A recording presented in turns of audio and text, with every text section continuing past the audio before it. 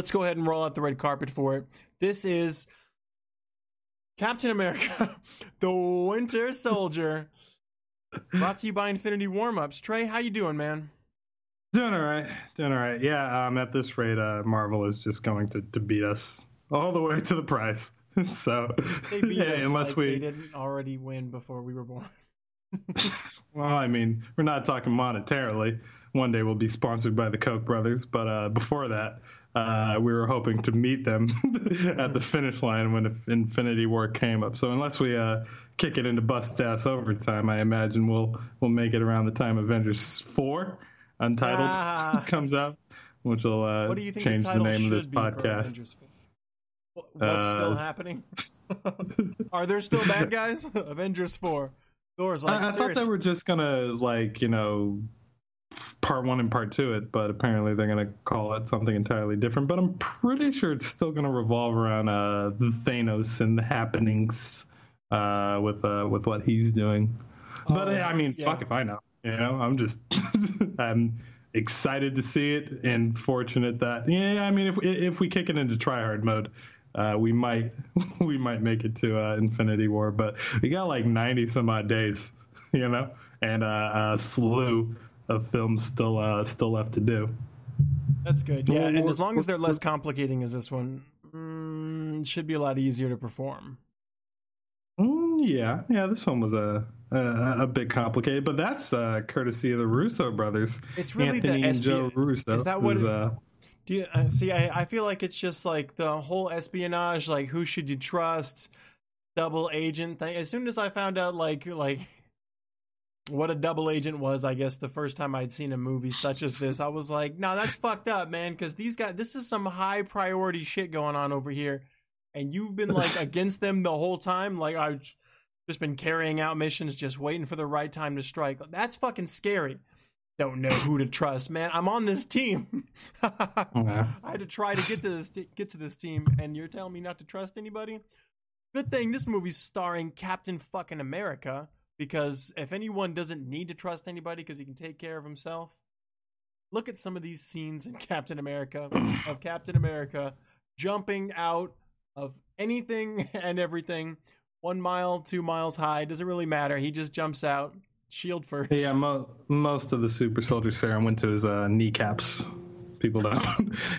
Part of the reason they call him Cap is because his kneecaps are just too strong, too good. Yeah, I appreciated the shift in tone in this movie, because while everything else prior to this kind of fell under the loose genre of superhero movies we'll see with this movie, and then subsequently I guess Guardians of the Galaxy is like a space opera courtesy of like Star Wars or Star Trek sort of throwback film, but this is legitimately a spy thriller. This is a Tinker Tailor Soldier Spy on crack with a little bit of Michael Clayton sprinkled in. Like, this is not just the run-of-the-mill superhero movie. This is not for kids. At least I don't think. Would very you? True, very true. And I mean, I feel like it's not for anyone who doesn't have like this.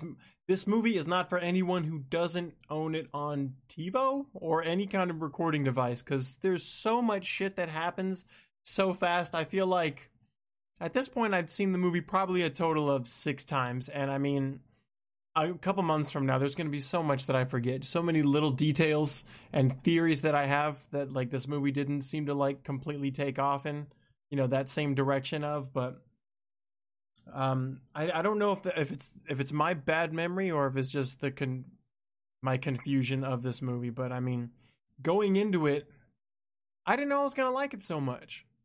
Like, the fact that I was confused didn't seem to pull me away from what was happening on screen. Does that make sense?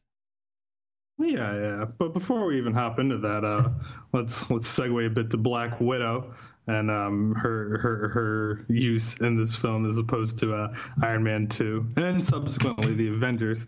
And I think that she may have parlayed a film in 2020 based almost entirely on her performance in this movie. But let's do a bit of Marvel news before we hop into the film proper, because I got 3 bits of information for you. This is potentially this is still in development, But after seeing this movie, do you believe Scarlett Johansson can reprise her role as the Black Widow in a possibly in development Black Widow solo movie coming up sometime in Phase 4? What do you think? Would you watch it? Because she's not really, enhanced in any way, shape, or form. It would be something along the lines of this, only now with no more shield. Spoilers for later on in this movie. Spoiler for everything. Spoiler for, of course, I'm going to watch it. Am I going to? I mean, obviously, depending on the amount of currency it takes at the time, I don't know that I'm going to be super interested. But I was going to say right before you brought this up was she seems like a secondary character. Much as I like her, she is just a badass human. And I was there was times in this movie that she did some amazing shit, especially for what she is. But there was times that I was scared for her. She should have totally, she was out of commission like at the very start of the last fight, I guess. Yeah. Right after she took that bullet, spoils alert, to the fucking shoulder. Yeah, she was done. Right. There's nothing she could do after that. But I mean, if you look at a lot of her a little bit of her filmography, you could see her trying to reprise this Black Widow character in a lot of her solo action movies that she does. I mean, between like Lucy and Ghost in the Shell, she's taking elements of that Black Widow character, only far less successful. At least box office wise, than her role in the Avengers. And you can't really, credit the success of the Avengers or an Iron Man or a Winter Soldier to Black Widow. Although this film, I think you can. And when you say Black Widow, you're talking about the character or actually, what's her name, playing the character? Scarlett Johansson, who I will literally see in anything because she's just that gorgeous. She is. God damn, dude. Every scene. She's amazing. But I think roles like Lucy and to a lesser extent Ghost in the Shell are like a take on this character, or she's being typecast as like a leading lady in her own action franchise type deal. Don't want to disappoint you, but I haven't seen Ghost in the Shell. I have seen Lucy though. Interesting, but I don't. That's why I was kind of asking earlier. I wasn't kind of quite sure where you're going with this. Are you saying Scarlett Johansson is building up to a nice Marvel role that maybe she can handle her own movie where she's the only star, not even just star, but character, and it won't be as boring as S.H.I.E.L.D.? Or well, since this movie, I think Marvel has caught on to the idea of, let's do team-up films. It makes everything better. Is it, or are they putting these... Okay, so there are some team ups, and I was super stoked when I saw the fucking Doctor Strange Thor part. But I don't know that I would just call it like a team up as far as anything that she's involved in. I feel like when you throw, like in Thor, when they threw, what's his name in there, Hawkeye, I wouldn't call it, in fact, it wasn't Hawkeye, a team up. No, I mean... Hawkeye. Okay. That wasn't a team up, but he was in the movie, and even if it was, it was like, here's a character, we have like $11,000 to have like to pay for an extra character. We can pull in this C-level character, because don't get me wrong, he's dope as shit for what he does on a team, but I mean, can he hold his own movie like Tony Stark? I don't think so. Yeah, no, nobody's talking about the Hawkeye original movie. That's called Robin Hood, and it's failed every time it's been in theaters. But I mean, the same thing about her. It's like her scenes are dope as shit, but I mean, I guess one of her best roles for me is when she's doing things, when she's going from scene to scene. I don't know that I need to see her transition all the time. It seems more shifty that way. Which, to accredit her role, it makes sense. Yeah, I mean, I'll see it, obviously, like you, when and if they do decide to make it. It largely depends on the script. But I think it's possible, especially if you sprinkle in a C-lister or somebody, or just have Iron Man in for like a scene or something, right? Just catch him in between breaks while he's actually making another movie, and just be like, look, just put on the suit. You don't even have to be on screen at the same time with her. We'll do one of those things where like they're trying to give an award to an artist at some ceremony, and he's like, oh, thanks, man, I couldn't be here though. They phoned me in. I wish I could. Someone hold up the trophy for me. Wisconsin. And speaking of another pair of heroes, me and you just saw a trailer for Ant-Man and the Wasp. Marvel is on some goddamn P. Puff Diddy Sean Combs shit where they just can't stop, won't stop. Like, we got 3 films coming out in 18. They're not going to let us not make this podcast. Did you see the Ant-Man and the Wasp trailer? And if so, of course you did. How'd you fucking like that thing? Well, pretty neat. I only saw it once. I really wish I could have watched it twice. There wasn't enough time before the podcast. No, I'm way into it than I was the first Ant-Man, which is... Yeah, can I get a preview of your take on the first Ant-Man? No, you can't. That's not... It's one of those things where... Just a little bit. Just lean into it a little. I hate it as much as I did the first Captain America before I rewatched it on the podcast. Okay. And as far as predictions, I don't think I'm gonna like it more than the first Captain America I saw after the podcast. Okay. Hope for going into Ant-Man and the Wasp? I don't know if it was just the music in the end or the music that they played during the preview, but I was into it. I feel about like the giant Pez dispenser that they dropped on Homeboy's head. That's all for shits and giggles. I mean, you're not... That's probably the least cool things about those movies. Like, and Ant-Man was a little bit different because, like, the cool thing was him, changing sizes. Like, when didn't he do some bit where he had to, like, run and jump through a keyhole? I imagine, yes. That sounds like a awesome. thing they would do. Like, just the idea of, like, okay, well, all right, Trey, right now you can shrink your body to any size possible, but you're still going to be physical. So you can't go through a door, but you have to go through this keyhole. Now, jump and change sizes and go through the keyhole. That's fucking awesome. And they showed it. They showed a bunch of scenes like that. So I was going to say I can't wait to see the Wasp. They're going to be doing... I guess both characters do the same thing where they shrink, but they're full strength, right? So they whoop ass with small amounts of leverage. Yeah, we're to understand that Janet Van Dyne, the Wasp, has guns that the Ant-Man isn't privy to, but I believe only Ant-Man has the capability of being Giant Man as well. Yeah, and it used to be, I mean, as far as the comics, even though I'm not the Ant-Man comic nerd, it used to also be cool because he was super smart. But now it's just like, well, now they made a point in that in the preview. It's like, now she just has a better costume than me. Like, other than the giant part, it's like, if you remove that, it's like, yeah, she's better than you. Yeah, my only hope is that they give him a different kind of villain to fight. It looks, just from the trailer, that they were on the run because the last time we saw Scott Lang, he was imprisoned by Tony Stark himself for siding with Captain America because he's not a good guy, I guess. It's true. I remember that. Bit of sad news. There will be no X-Men. There will be no Fantastic Four. There will be no Deadpool showing up in your Marvel movies until well after this current slate of movies, projected maybe 2020.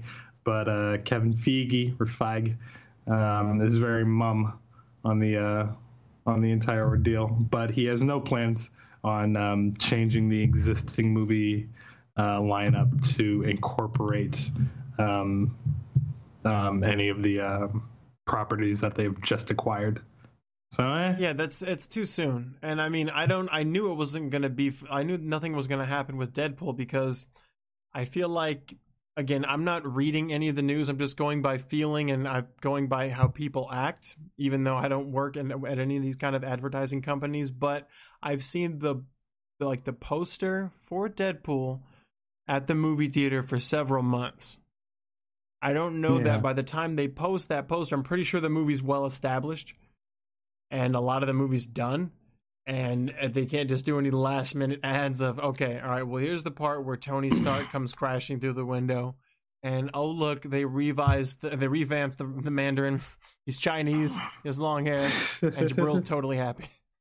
See, I'm inclined to agree with you on that, but at the same time, they acquired the rights to Spider-Man like 5 minutes before Civil War hit theater, and all of a sudden Spider-Man was in it.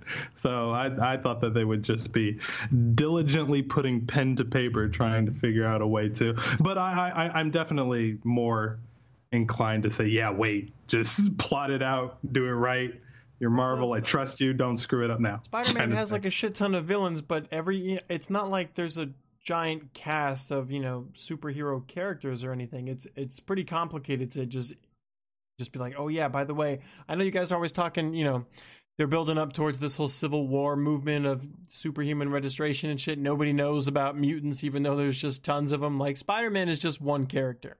They can throw him in the mix. It's not just, they didn't just inherit the rights to Wolverine. They can throw him in the mix. It's X-Men. Like, this is shit tons of characters. Yeah, I see what you're saying. They weren't incorporating like an entire body of people. They were just bringing in one guy. But at the same time, like, they were well into production on Civil War when they got the go ahead, the green light to even find a guy to be Spider-Man. Like, I don't believe he was. Dude, who wouldn't want to be Spider-Man? It's just, it was impressive, is what I'm saying, and I thought that they would have some kind of contingency in place. And we're back. Before I have you go over this lovely little synopsis for us, I just want to say that I'm very excited for this Black Panther movie. I like you, I'm going to stop watching trailers as of now. It's kind of a hollow statement because really I've only missed, I think, the last one that they dropped. But after I saw that TV spot for it, where they kind of went over the James Bond-esque tech that Shuri has, I'm like, ooh, I probably should have seen that in the movie. That's way too awesome to ruin myself on. But otherwise, I'm just ready for this movie to be way too awesome. Yeah, I feel like ultimately when you end up watching movies in the form of a preview, it doesn't make any sense.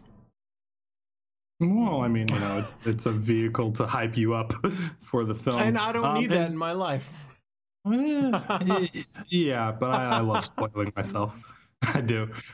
There's a group on something or the other, I guess a Facebook group, who are dead or out to lower the Rotten Tomatoes score for Black Panther. They're just going to vote it down to the dirt. So it's not going to get the 100 critically acclaimed by both critics and the general audience. But I don't imagine they'll have much of an impact. It'll be sad if they do. But that's out there, and that's unfortunate. The internet is filled with trolls. Let's get to Racism is a form of troll, isn't it? Yeah, I don't think it's race based. I just think it's a backlash against the success of the MCU. People are tired of these movies being good. Or just trolls. Just people love being trolly. Because right now the hype for this movie is off the charts. Well, I know you can distinguish it, and I can too. Just because we like a lot of these movies doesn't make them good movies. Like, how many of these do you actually end up watching? How many of these do you actually end up watching over and over again? This will be my second time revisiting Age of Ultron. Like, I saw it in theaters and then just never again. I was so didn't stick out as much as the first one. I've seen Logan like 3 times in the course of a week.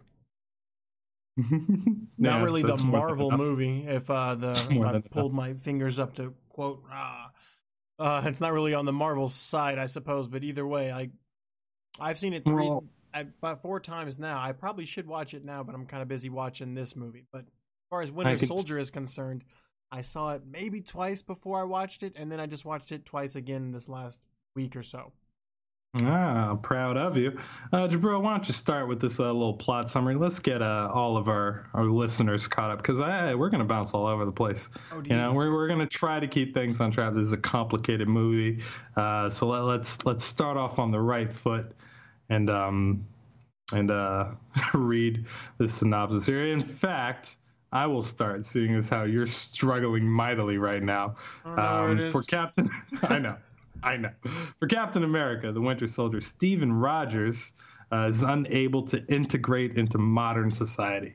It's hard for him.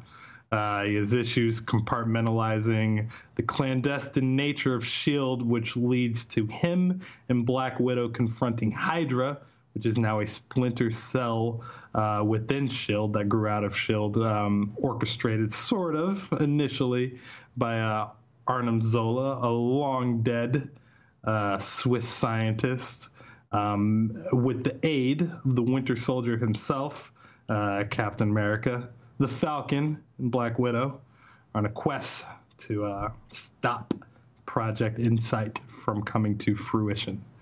So, Jabril, you stop looking for those notes, man. Took care of it for you. Yeah, I gotcha. It's stupid. Okay, hold on. I'm not just standing here being stupid. I'm completely lost because I have no idea how to look for you on this email. Because do I search Trey? Do I search your actual what it says on your Gmail as your name? Because that's not exactly what the account the @Gmail name is. It's none of this is working. I'm trying your first name, your middle name. I'm just, God damn it. Oh, clearly the most complicated movie within the MCU so far, and we're off to a great start. I just want you to know that we have my notes are all over the ducks place, in a row. They're fucking everywhere, dude. It's ridiculous. I hope you guide this, and I'll try to keep up with you. This movie had a budget of $170 million, and it brought in $259 million in theaters, the 11th in the MCU. So just continuing a stellar track record. 89% on Rotten Tomatoes, and Metacritic score 70. Everybody seems to have loved this movie. It's still, even after getting into the nitty gritty of it, this is still my favorite Marvel movie. And we'll hop on that more when it comes to re-ranking it after Ant-Man. Oh, you just dropped a huge bomb, dude. This is your favorite Marvel movie? Yeah, and it shouldn't be that much of a surprise because I think it's kind of everyone's favorite. We'll see at the end how you feel about it. Well, I guess it kind of, yeah. But I mean, don't you? This is all right. It's definitely the most confident Marvel movie, and you could kind of see it from the first frame, the way they decide to open it, that shot of Steve running around the Washington Monument with his soon-to-be buddy Falcon. It's slow, There's no Thor Ragnarok style where they drop you off in a pit in hell and have you fighting a dragon. Awesome. What is wrong with you? No, that is definitely awesome, but it illustrates the confidence to which the Russo brothers have a depth touch with directing this movie. So right out of the gate, they introduce a bit of levity on your left in what is tonally an incredibly serious movie. Not a lot of spots for comedy, but we're introduced right away to the Falcon character played by Anthony Mackie. Yeah, that's his name. Sam Wilson. We don't find out he's the Falcon till later. We know that he's counseling injured veterans at the VA. What do you think about this guy as an actor? Well, whatever, in this role. Do you like him? Yeah, in fact, I'm not familiar with any of his previous stuff before. So, in fact, I didn't really know too much about the Falcon until 2005 when I read the we should say up front that this movie borrows, I'd say, heavily from Ed Brubaker's run on Captain America with Volume 5. He did, I believe, 12 issues for Captain America, running all the way up until the death of Captain America in Civil War. And that was a bit of a landmark series and the crux for a lot of the plot points that happen in this movie. So much like the first Thor, they're pulling heavily from the source material, and you don't see that so much in the Iron Man movies, and even Avengers was sort of only tangentially connected into how the actual Avengers were brought together. Yeah, it seemed like they were just brought together at a last minute kind of thing, where I don't know, they were kind of all brought in at the same time, even though they had their eye on Banner. No one expected Thor to show up. I'm thinking What do you mean? Not well in Avengers. Like when they decided to make the team, I think Thor just happened to be there. Like they recruited Banner. They already had Iron Man. Hawkeye was on the team, so was Black Widow. No, that stinger at the end of shoot. What movie did they drive out to New Mexico to see Thor's hammer? That was Thor? The stinger at the end of Iron Man 3? No. Iron Man 3. Yes. Iron Man 3 was 2. No. It was when they saw Thor's hammer, that was before they saw Thor. Whatever. Thor did some shit in New Mexico and we knew that this guy, he's one of us. We're going to like him later. Let's lure him over here by calling his evil brother. Sorry, I'm looking at Anthony Mackie's IMDb, and yeah, I'm not familiar from anything else. One of the first things I noticed about this movie, and I think it remained true throughout the rest of it, and we were talking about it earlier, I feel like there's something magical about this shield Captain America wields. God damn it. Really? And what kind of magic shit? What are we thinking it does? I want to call it magic because I'm too stupid to come up with any more descriptive term, but it's like in between this magic and Thor's magic. The fact that like I don't know exactly like how hard like he should have to throw it to do what it does, but like the fact that literally every time he throws it, it comes back is crazy. Yeah, and we went over a little bit of this in the first Avenger, but yeah, he has in addition to the super soldier serum enhancing his physical stature, we see in the Smithsonian or whatever tribute to Captain America, he went from like 5'6" to 6'2", and it also gave him a deep understanding of geometry. Yeah, and that's just implied, you know. Well, it's not on the paper. I'm not. You just understand that. Don't get me wrong, though. I wasn't just trying to hate on it. I was just saying that I noticed like every time someone like Batroc. Okay, first of all, the characters' names in this movie that aren't Captain America or Black Widow or Falcon, I'm gonna fuck up because they're all like, especially that character near the end. We'll get to that later. Batroc the Leaper. Batroc. You're not familiar with the French Algerian. I knew he was GSP assassin before Batroc the Leaper. Nope. Anyways, yeah, no, he's a bit of a side character all throughout the comics.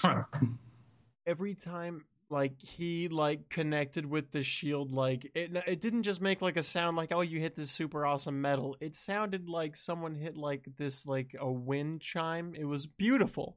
It was kind of like I want to say, you know what? Okay, fine. Check it out. Who's played Super Smash Brothers Melee here? You know the sound, that beautiful sound that Ness makes when he like does the hop in the right way. This is some inside baseball, Jabril. Everyone's played Smash Brothers. You know what I'm talking about. You know that awesome sound it makes? It's kind of like magic, right? And it kind of does things like cancel out other attacks. It seems like that's what's happening with this fucking shield. It's crazy. It's like it has this instant reaction towards anything that hits it. Like it's like it. Well, I guess because there's no room for it to impact and then maybe like rebuttal with energy. It's like. Anytime like there's any kind of electrical or kinetic energy that comes into contact with it, it's just like fires back. It's fucking bananas. So is this just the sound, or do you believe it has some sort of added physical principle that allows it to reflect energy? Because you never see that on screen. You don't see the energy you see. Nobody's the sound firing you hear. lasers. It's all bullets, and the bullets are bouncing off and. Okay, well, first of all, the scene from Avengers where Thor hits it with the hammer, it's like all the energy he puts with the lightning, like just comes right back. Like, yeah, okay, all right, I'll give you that one. Yeah, it's weird. It absorbed none of it. It just gave it right back. It's completely deflecting it right back at its source. But it sounds really cool too. Every time he just kept like these, it looked awesome because we all know Batroc is a professional fighter, so like doing his own stunts. But every time this dude should have knocked Chris Evans' face off, he just pulled up his shield and it was like wing, wing. It was just, that's the sound it should make. How hard are these blows? I mean, there's vibranium is not a metal that exists on this planet, so you get to treat it like the velociraptors from Jurassic Park. Nobody knows what sound a velociraptor makes. We just get to, let's use a little bit of chicken, let's use a little bit of fucking lion roaring, and we'll come up with our own sound. So yeah, you get a wind chime every time a fist connects with a vibranium. It depends what kind of shield. fist, though. I think if it was Bucky, it would have been like his left fist. The right fist is completely bone.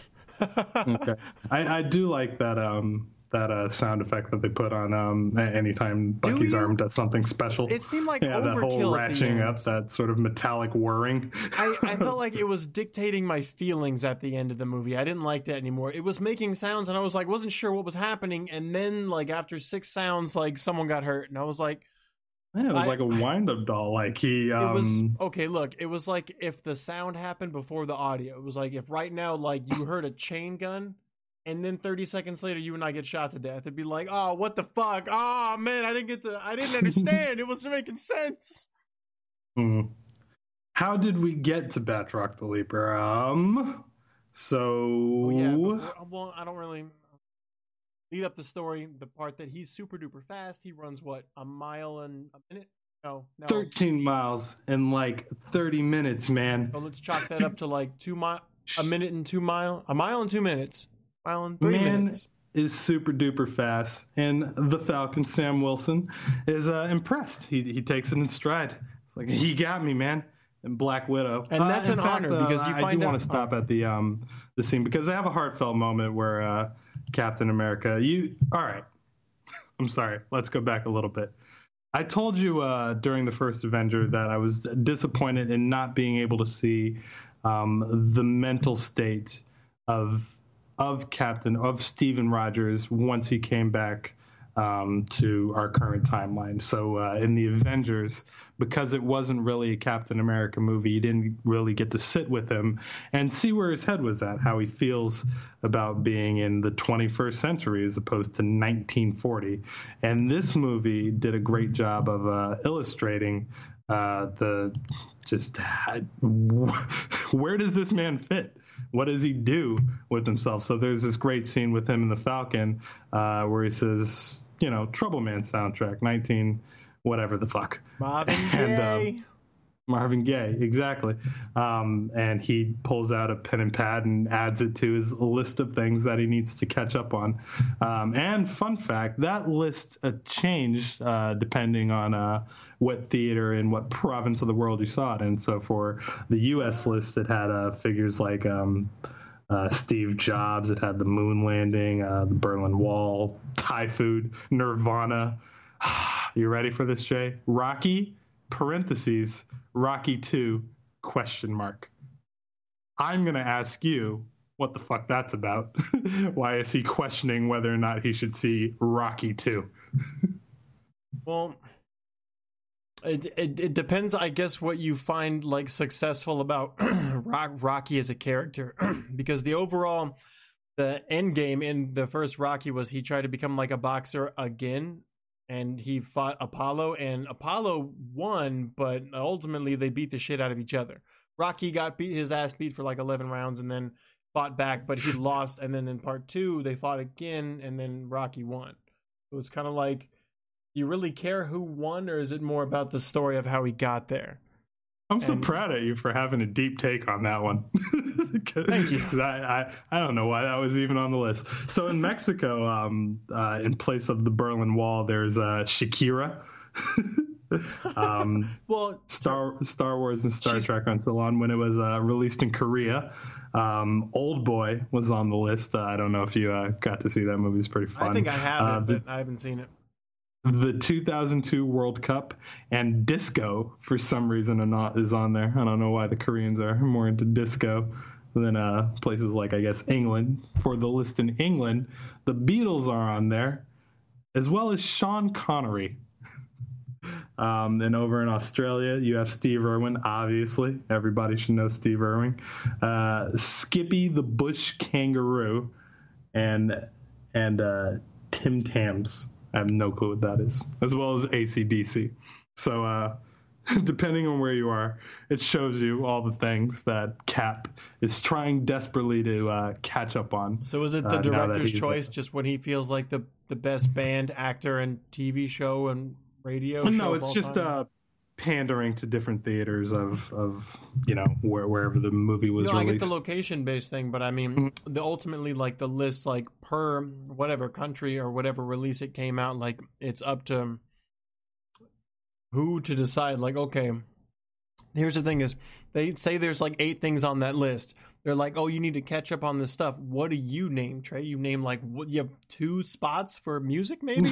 Like, Michael Jackson's not on that list? What the fuck? Captain America just beats you in a foot race, and it's on you. What do you tell him? Thriller. To Thriller? Yeah. Just Michael Jackson encapsulates the 21st century. Just say, look, go to Spotify and just fucking bust a nut all over Michael Jackson, goddammit. It's crazy. This dude, like, he's not my favorite artist, but I mean, come on, dude. If there's anybody who's going to be immortalized like that, it's Michael fucking Jackson. Fair enough. It's a good ad. I need you to hit pause for just a bit. Pretty please.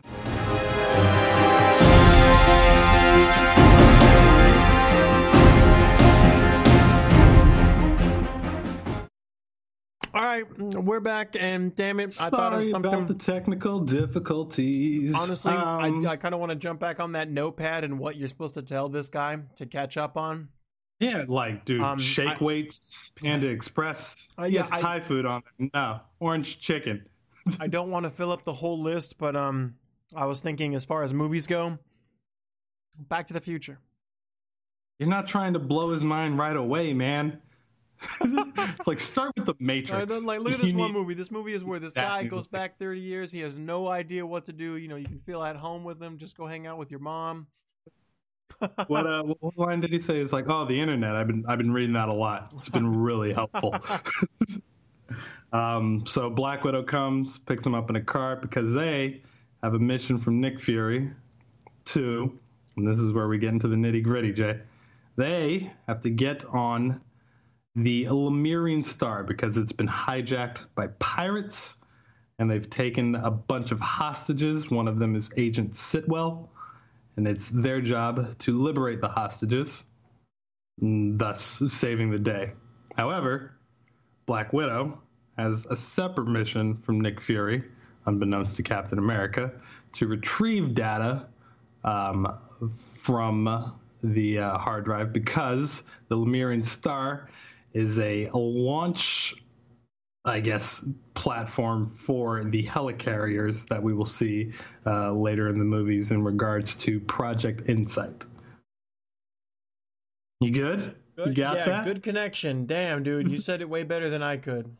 Still don't quite understand what's happening, but...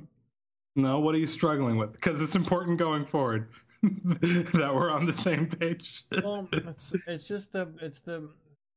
it's all the detailed information, Trey. It does get a little double-crossy, but this is where they wow you with the action sequences so that you don't get too wrapped up in it. I want to say that... was that man wearing a parachute? Yeah, it was not. So it was not. That's the scene we're at right now. So can we point something out in this movie? Have you noticed that... I mean, my notes fell. Have you noticed that... I know I'm talking in retrospect. This isn't my first time watching this movie, but all the guys who end up being bad guys, like, are pretty much on that ship. Yes. They all like look bad from the start. Like, if you can just dress up a character, just make them look like sullen, sad, or angry all the time, this guy's going to be a bad guy. And it was basically all the new characters of S.H.I.E.L.D. I don't want to like break the whole movie in this podcast right now, but all the new characters that you've never seen that are a part of S.H.I.E.L.D., other than, you've seen Hill before. If Coulson were alive, you'd see him. There's all these new characters, like apparently Nick Fury's not the head anymore. There's this guy or whatever who's above him who happens to be in charge. Robert Redford as Alexander Pierce or something. Yes. It's just like all these new characters that they plugged in. Once you rewatch this movie, you're like, oh, so those are all the bad guys, all the ugly looking people. I mean, we added a few good guys. We got ourselves some Falcon, but yeah, for the most part, but he's not a part of team. the strike team do happen to be undercover Hail Hydra agents. Hail Hydra. Yes, indeed. I feel like they made a couple references to Stark, like Stark helped them out, like as far as their repulsors or whatever. Like now they can fly with unlimited energy supply. Is that what he said? Yeah. So once they get back from a successful mission, kind of after he fights Batroc the Leaper. We skipped. I'm sorry, I skipped a scene. And it's all right. He tackles him into the same room where Black Widow's like, oh, this is awkward. She's pirating all of the Shield data to take back to Nick Fury. And Captain America feels like it compromises the mission, that he can't reach her on the radio because she's doing some nefarious spy shit behind his back, you know? So he goes up to, there's our first look at Nick Fury, and they're going back and forth with each other on what it means to protect America on such a grand scale. Basically, Captain America essentially saves the day by being skeptical of government overreach, because without, Captain America being the good old boy that he is, Project Insight goes off with without a hitch, and Stark is killed. Tony or Doctor Strange is snuffed out, along with like a million other Doctor Strange is snuffed out. Okay, I don't remember that being said. I thought Sitwell said they had eyes on these people. And Stephen Strange was. I was going to mention that later. That's that was really cool. Like, name dropper. I was just like, when I saw that in theaters, heard that in theaters, I was just like, what Strange? I'm totally like, I know nothing about this guy, but just the sorcery. Like, the dude's fucking badass. and I even though it's been a long time, I read a lot of the World War Hulk, and Doctor Strange is badass. Kind of silly, kind of a little too emotional, but anyways. I was super amped when he gets his hands crushed and has to replace them with mallets. Why did he do that? And who cares? That wouldn't be the first time his hands were fucked up. I mean, wiggling your fingers is a large part of sorcery, Jay. It isn't. He lost the ability to do that. Did you watch that movie at all? I'm sorry? Well, I mean, not... Remember? In the comic books, it's important. Okay, you may be right, but in the movies, but no, I take it back. Yeah, and every time that he has to teleport somewhere, he's got to wiggle his finger in a circle. He doesn't have to wiggle his finger; he just has to make a circular motion.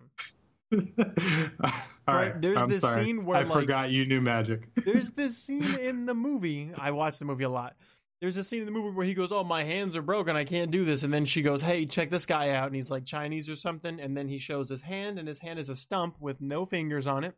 Stump. And then he goes, "Check it out." And he just goes, whoosh, whoosh, whoosh, and he pulls You're right. it. That totally did happen. Yeah. So, what the fuck up, Trey? We're talking about the MCU, dog, not the comics. In the comic books, he needs his fingers. Well, I'm sorry. I didn't read. So in this office talk with Fury before he takes him down, in fact, while he's in the elevator, Fury regales him with that story about his grandpa carrying a loaded .22 in his lunch bag. I like that story. Yeah. This is sort of the crux of the movie. It's, how you end up siding with Captain America, because essentially both SHIELD and Hydra kind of want the same thing, to have this huge overreaching power, and granted they're going about it in different ways. Fury wants to use it to we're going to prevent a lot of threats or attacks before it happens, and Hydra just wants to establish order through killing everybody who could possibly be a problem. So, terrorism. Something like that. And now you have Captain America like, this is kind of wrong. You're holding a gun to this Minority Report. I don't know if Minority Report was on his list, but he's pulling a lot of the plot points from that of why this is all such a very bad idea. But that's what kind of separates us from a lot of other Marvel movies, is like, it's not as cartoony. I mean, there was some funny moments, but I mean, it's not as cartoony as a lot of the other movies. It was very, bullets kill everybody. Anybody who gets shot kind of just dies. It's not like, they just bounce right off him or they heal right out of it, or it's like even Cap is severely scared of these bullets. Kind of, actually. Didn't seem so much. But there's, he makes every effort to get away from the bullets. I feel like when he attacked that guy on with the chain gun, though, like he was doing a nice job covering himself up, and then you see like this 20-inch gap from like his knee down, and I'm like, I don't know how easy it is to hold a chain gun, but if you just aimed a little bit lower, like this guy's giving his legs, and obviously if his legs just shatter, he's gonna fall, and then what? Then Captain America's gonna crawl after you. Fuck you, Captain America. When your legs are done, you're done, dog. He does punt a lot of people in this movie.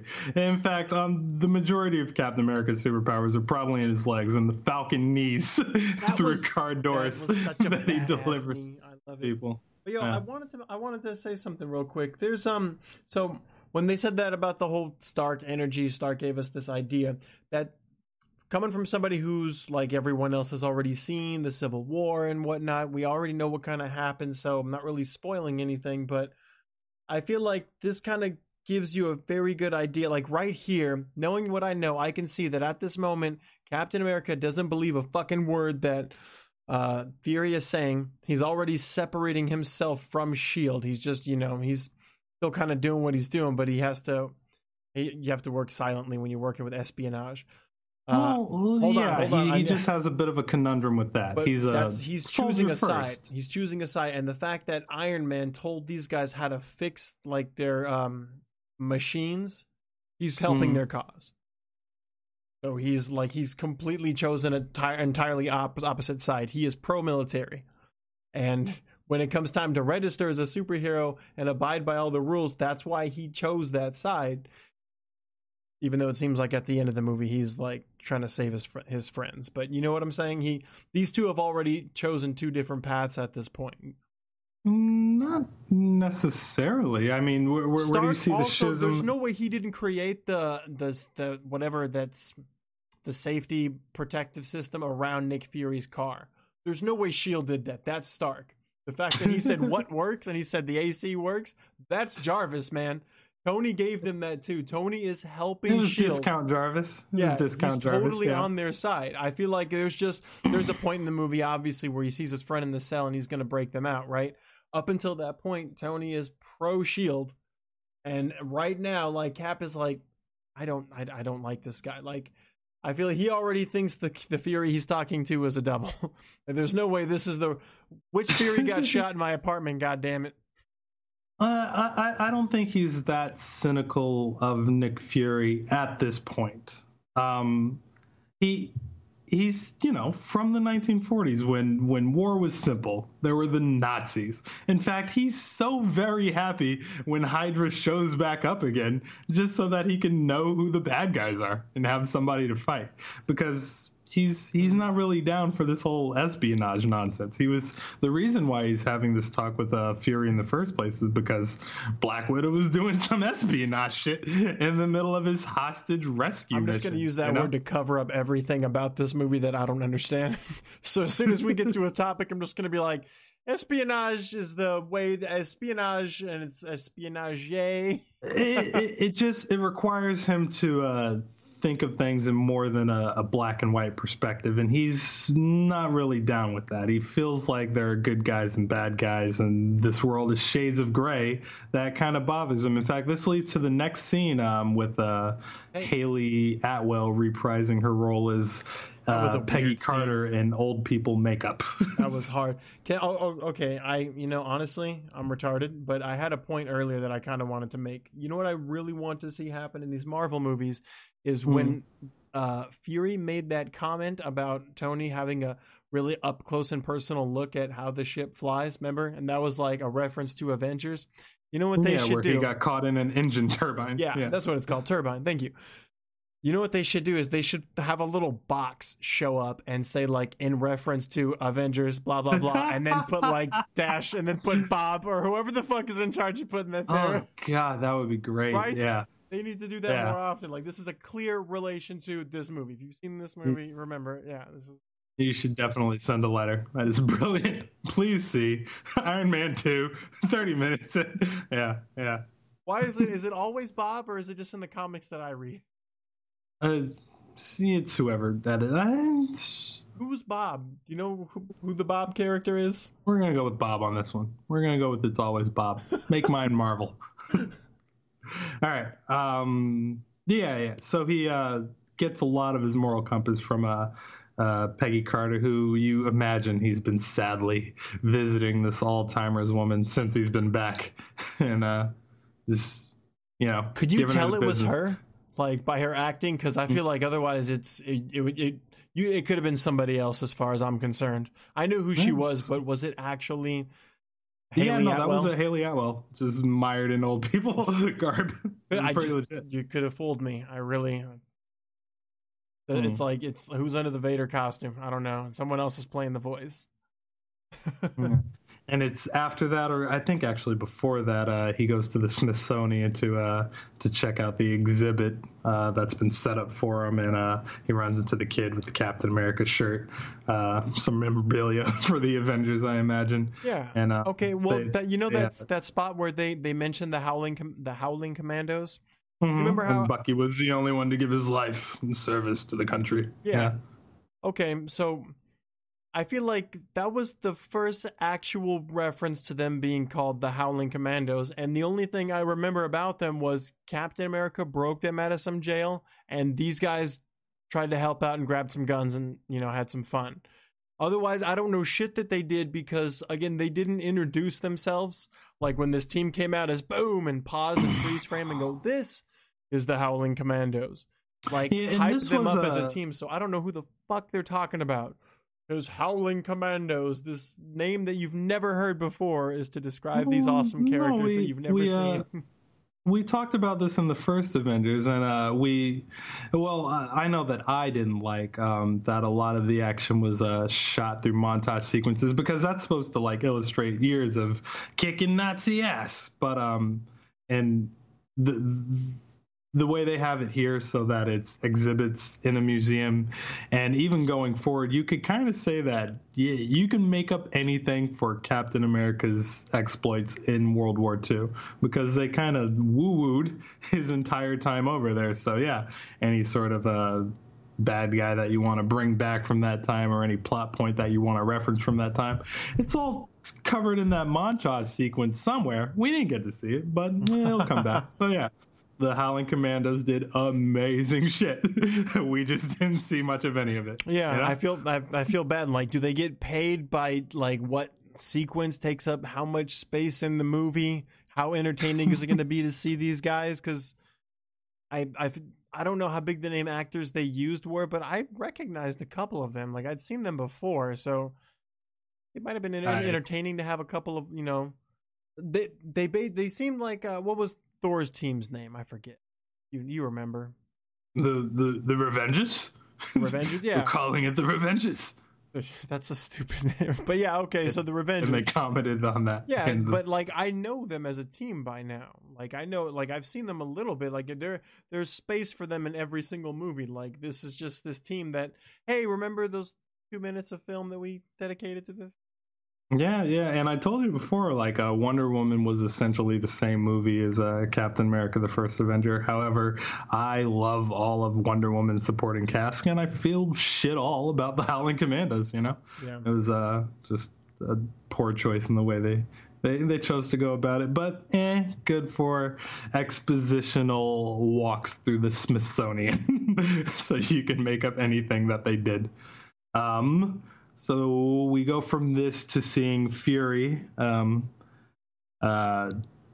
trying to access the information on the flash drive, and lo and behold, he can't. And who locked him out? Nick Fury himself has locked himself out of Project Insight, or at least the information means that needs to be retrieved. Well, yeah. What does that mean? So he goes up to see the Defense Secretary, Alexander Pierce, played by Robert Redford. You know it's going to be trouble because you hired Robert Redford for a role in your Marvel movie. So we see him talking to the World Security Council, who are in a tizzy about the Lemurian star being hijacked. And he's pulled aside by Fury to say, hey, we need to slow down on this project. I don't think it's a big deal. But if it is, then you're going to be glad that we didn't launch those helicarriers. He just needs to be killed, you know? Because what we don't know is that Robert Redford's Alexander Pierce is a Hydra agent. We don't know that at the time, but he's like, we got to take this guy out. Yeah, I hired him he's a good guy. He's a great guy, but he's sniffing way too close. This is our introduction to the Winter Soldier. But before that, it's a great car chase scene. A great action sequence. How'd you like Tony Stark's probably modified bulletproof car? Oh my god, that was so cool. Window compromised 1%. Wait for it. And then I don't think most glove compartments need a machine gun, but I was the center console, dog. I don't know. I don't remember what the glove compartment probably just had a gun. I'm sure it did something gnarly too. Okay. What? Okay, so as cool as that scene was, I loved it, but like I feel like, do you remember like at the end where like he dug a hole out of the car with that laser lightsaber? Yes. Did he dig through like the floor? Like, yeah, that thing was called like the mouse hole, I think, and it was developed by a character from Agent of Shield, Fritz, I believe his name is. But yeah, that thing was broken. He went through like the street, some sewer, however many layers of ground, the roof of a car. Yeah, that's not that same thing that one guy tried to attack Captain America in the elevator with, right? That's just a taser or something. No, okay. I imagine he went straight to the center of the earth. There seemed like no stopping power. I had to pause it like 6 times. I was like, okay. I was like, okay, it's upside down, but I'm trying to understand, like, and without hanging upside down or turning my TV, I'm just like, what is happening? Did he kick the? And some scenes like that happen so fast in this movie. That's why I'm glad I have not TiVo, but I have the movie so I can just rewind it. Still, sometimes don't understand what's happening. That weapon, is pretty fucking dope.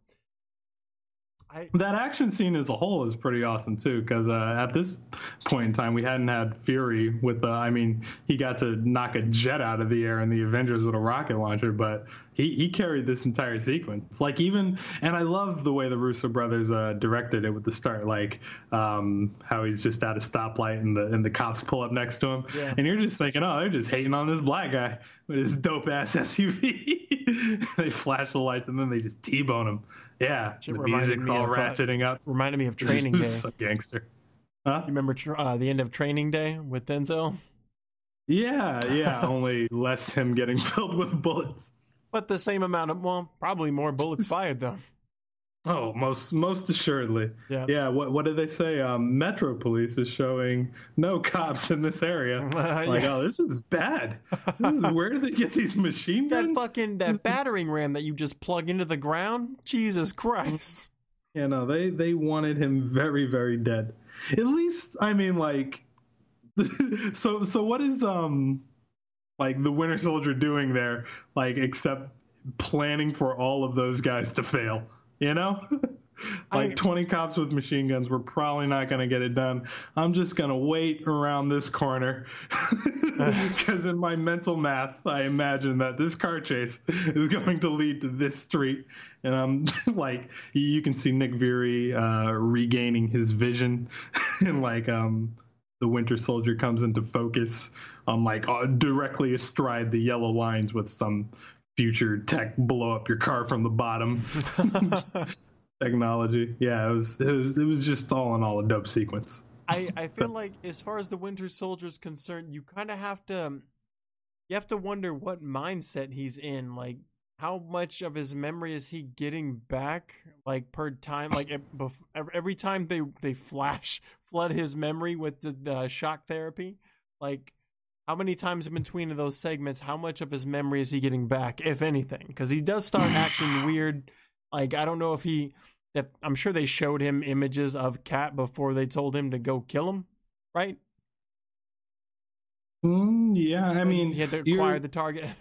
Or Black Widow doesn't give you a rundown of the myth of the Winter Soldier until a little bit later in this movie, but suffice it to say he's been pulled from in the first Avenger. Bucky Barnes fell off a moving train, was picked up by Hydra. You understand this from our Arnim Zola. Arnim Zola, who I guess like sells him to the Russians for like some kind of free agency trade in the NBA. And this guy's missing his arm above the shoulder, so I'm like, just give me like a second round draft pick and you can have him. Oh, I thought reprogram his brain. He created that and then sold him. No, he's a Russian thing. Natasha Romanoff, the Black Widow, is a Russian spy, and she's the one who, in fact, in the comic books, they have like this whole brief romance sort of deal. But no, he's been a Russian assassin for the last 70 years, and in between shaping the course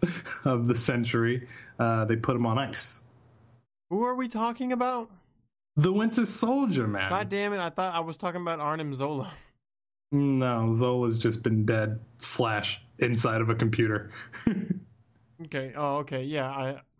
We were like, I was just like in my head. You were just saying like, oh well, he's Russian. I was like, Arnim Zola. I thought he was German. Wait a minute, he's Russian and German in disguise. Oh shit, he's a triple agent. Your first correction. I am a Swiss. Yeah. Oh, there's actually a lot of corrections that go on regarding nationalities. I think Alexander Pierce says he's not French. He's Albanian, Algerian. Batroc the Leaper. Oh yeah, you're right. I feel like I guess skipping ahead a little bit. So do you remember that scene after what's his name? Nick Fury died? Finger quotes, yeah. Well, like right after that, where like Black Widow's just like, oh my god, like get him whatever medic, and then like Cap's just like, I'm not Black Widow, whatever, that hot chick who lives next door to him. He's like, I'm in pursuit. In fact, we're at this scene right now. If you want to set it up a bit, Steve goes back to his apartment and tries unsuccessfully to flirt with his neighbor, who informs him that he left his music on. Cap being Cap and crazy, super suspicious. So he's like, no, I didn't, and sneaks through the window of his own apartment because he don't listen to music because he doesn't know how. Well, I think they were playing it off like a record player, so he had like his little 1940s disc going on. But either way, he sees Nick Fury bleeding out in a chair, and have a coded talk about how S.H.I.E.L.D. is compromised and nobody is to be trusted. And I think I can rely on you as a friend. And that conversation is cut short by a hail of gunfire. Because that dude's a hell of a shot. The Winter Soldier, god damn it. That's like the fact that Black Widow is so badass is the only reason she's alive throughout this movie. I remember seeing that scene in theaters and being like horrified by the loudness of that gun as it tore through fucking Samuel. The motherfucking shark. It ate me. That shit was so loud. It just goes to show it's like, I don't know what the bad level of killing somebody in these Marvel / Disney movies is. Like unless you dismember somebody, like killing people to music, or just having a Captain America movie where everybody just dies from bullets. Captain America takes down like a fucking, what are they called, twin jets or whatever with one shield. Insane shit happens in this movie. But yeah, so right after that, what's his name? Cap goes and I'm in pursuit to go after the Winter Soldier. And let's just talk about the best way to illustrate the how awesome Captain America is through these little sequences of him running through hallways and shit, through buildings, just smashing off of walls, paper flying through the air. It's ridiculous. It's it's really cool, but I feel like this enough of this film shot and presented to us. It's like once they present the idea of the Registration Act, it's like, well, you guys do have to pay for some of the shit you do. I still think it's stupid, but I get how there's a problem with Captain America chased the Winter Soldier down, the guy who supposedly killed Nick Fury, and all he found out was this guy's fast. And what did he do? Like $13,000 in damages in 2 different buildings. That's what he found out, was this guy might be faster than me. I don't know if he's stronger than me yet. I need some help. You got that backwards. He's definitely stronger than him. You think so? I was kind of thinking that too. Is it just that one arm though? Yeah, no, specifically it's just the one arm. Okay, I'll But agree yeah, with he that. threw the shield back at him with the one arm and knocked Captain A back like a good 5 feet. But To the point where it just I just made him thought that end meant the it was foot chase. fast, though. I mean, because it kind of like No. it was a little too fast for him to see. I mean, okay, I see your point. I was kind of wondering that in the fight scene, it seemed like they were pretty evenly matched. But ba-doop-ba-da. Where we at? Oh, I'm surprised that he decided to end the foot chase there, because all the Winter Soldier did was just hop off the side of a building. Like, that's no reason to stop chasing somebody. he couldn't find him jump after down that. there too. It looked like he was in Times Square, like that spot right there. If he were Spider-Man, he would have nowhere to go. There was just a gap in the middle of the street. He'd be like he was on top of buildings chasing him. He couldn't go. He was basically, what's it called, hiding in plain sight.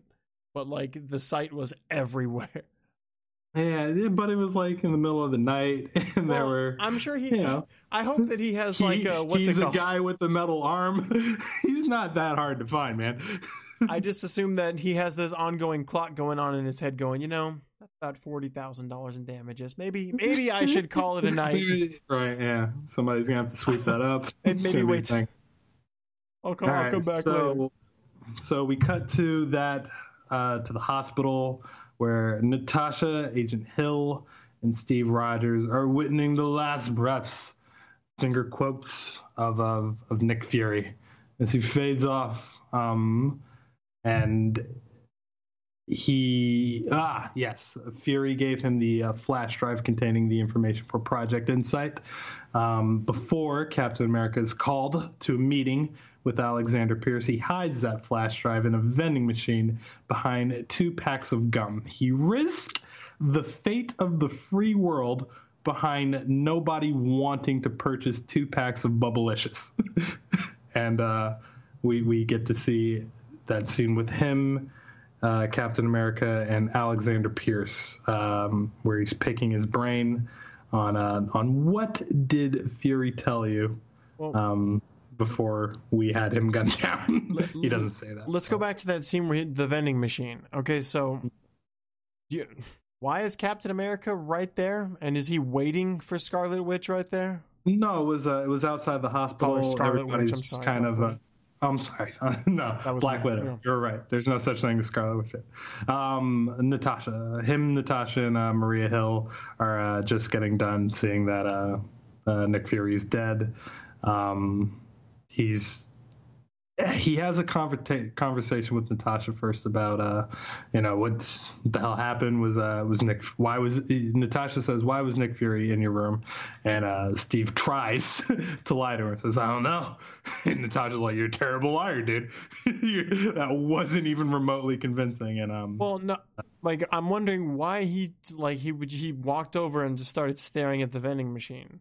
It was like a tell for something that was going to happen in the future, because at this point, it was completely closed, and then you see Romanoff show up in like the whatever it's called, the glare, like behind him chewing on a piece of gum, and it's like, are you waiting for her there? Like, oh yeah, like he's just staring off over at the vending machine. No, I'll set it up for you. So Crossbones, what is that guy's name? Let me find the IMDb. Batroc. No, not Batroc. One of the S.H.I.E.L.D. agents. He was the guy that he was working with. Not Callan. No, what is his name? Oh, we're terrible at this, Jabril. He's the guy who becomes Brock Rumlow. Yes, Frank Grillo. Wow, his real name is better than his name. This dude's name is Frank Grillo. All right. Rumlow. So Rumlow says, hey, you got a meeting right now. Come on, hurry up. And Cap, being worried about what's on the information on this drive, sees that a guy is working on the vending machine, restocking it, and decides to put the flash drive behind there. Kind of silly plan, but it keeps him from getting the pat down search and having it taken from him. I didn't notice it the first time around. I don't know. Maybe I missed something the first time he looked at the vending machine. It was kind of like hey guys, look, next time you see the vending machine, it's going to be important, because he saw it was closed and he came back later, and then this dude was restocking it, And then like Well, this is how stupid he was. That gave what's her name, Black Widow, that hint, and that's how she knew that it was over there, because she was like, well, what did he do since he showed up? He was staring at this vending machine. Oh, hey, look. And I imagine it's not like a smooth process putting a flash drive behind a pack of gum. He is fast, I'm sure at least right? 4 other people saw him do it. No, he could run a mile in, what, 2 minutes? Yeah, so that makes him the Flash. No, but either way, but really fast. Natasha found it first. Natasha found that shit first. So after that meeting with Pierce, Cap learns how to lie better. Well, wait. Okay, at the meeting with Pierce, there's this line that Pierce uses that says he believed that Nick Fury believed that to build a better world, sometimes you have to tear down the old one. Yes, and Nick this is Fury a sentiment. Did not, never believe that. Are you kidding me? That's not what he's fighting for. He's never said that you have to tear down the world to build it up again. It's never, ever. But I feel like all of our main characters, bad guy and good guy, have been saying a version of that to Captain America. When you meet old Peggy Carter, the security. He never said kill anybody. He's up in the security, and they're doing nasty shit to get there. Sure, and they're lying. Neither is Pierce. Pierce is just saying you gotta. No, he says you have to kill 20 million people. Okay, the whole point of what he's trying to do is they're going to kill 20 million people at once, right? And then they're hoping. Whoa! That's Hydra's plan. That's not what Pierce tells Captain A. Captain A still thinks that Pierce is Shield. He's hinting towards what he's doing. That's literally what he wants to do. To build a better world, you have to tear down the old one. He's going to threaten the world with all these kills and go, all right, well, who else wants to die? I just killed 20 million people. Who else wants to die?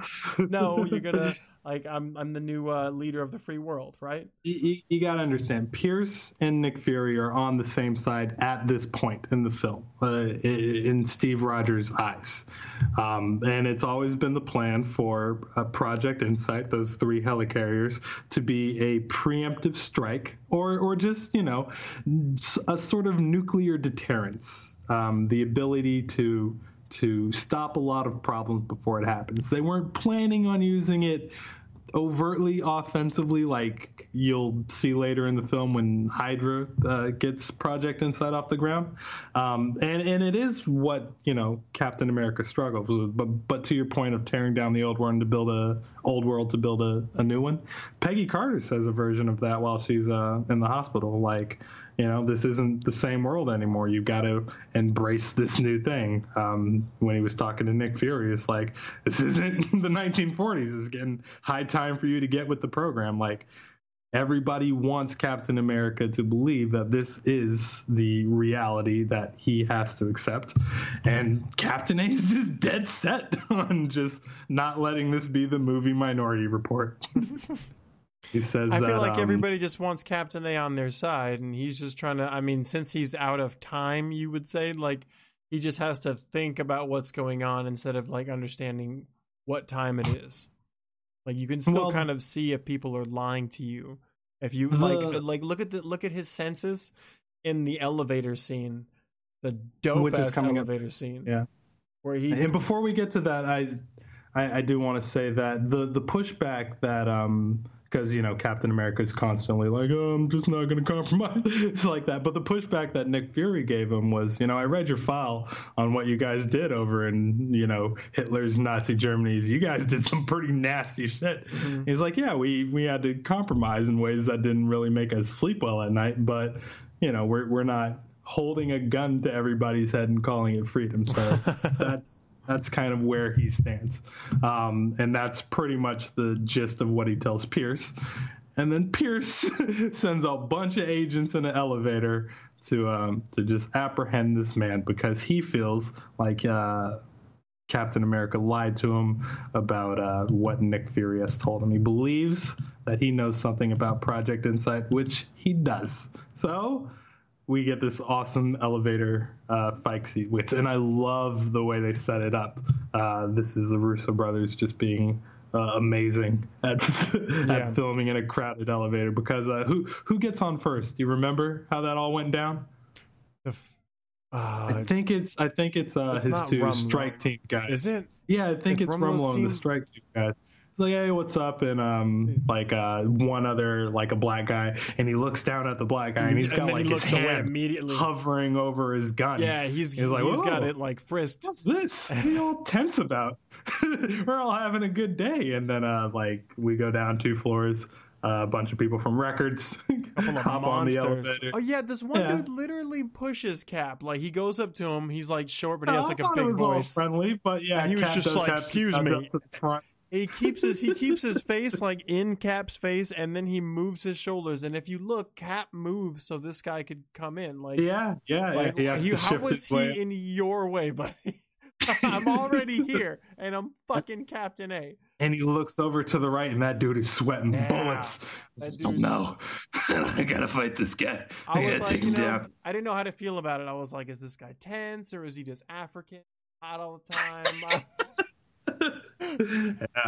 yeah. You tell me. What is Cap? You ever sweat in elevator straight? I mean, only when I'm about to apprehend a fugitive from justice. And Cap's like, before we start this, does anybody want to hop out? Oh God, that was dope. This could be anyone. You don't have to do this to yourselves. How strong were those magnetic, not magnetic handcuff, but once you connect it to the wall, it just sticks like a magnet? Yeah, and God. Did you see where it was? It was a part of the suitcase, that the handles for the briefcases that those guys brought on. Oh, that's how they snuck it on, or that's how they made it. Okay, they were ready. They were ready. It was just like I was trying to understand. I'm trying to gauge the level of his strength as far as like the timeline of Captain America goes, and I think I'm looking into the future, but we've seen it on camera. Is there a scene in any of these Marvel movies where Captain America is like holding a helicopter and stopping it from flying away?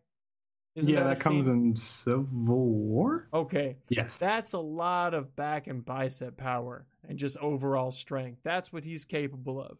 And this magnetic thing that they throw on his hand sticks his hand to the wall, and he's like, oh shit, I can't get it loose. Like he has to create a shit ton of leverage.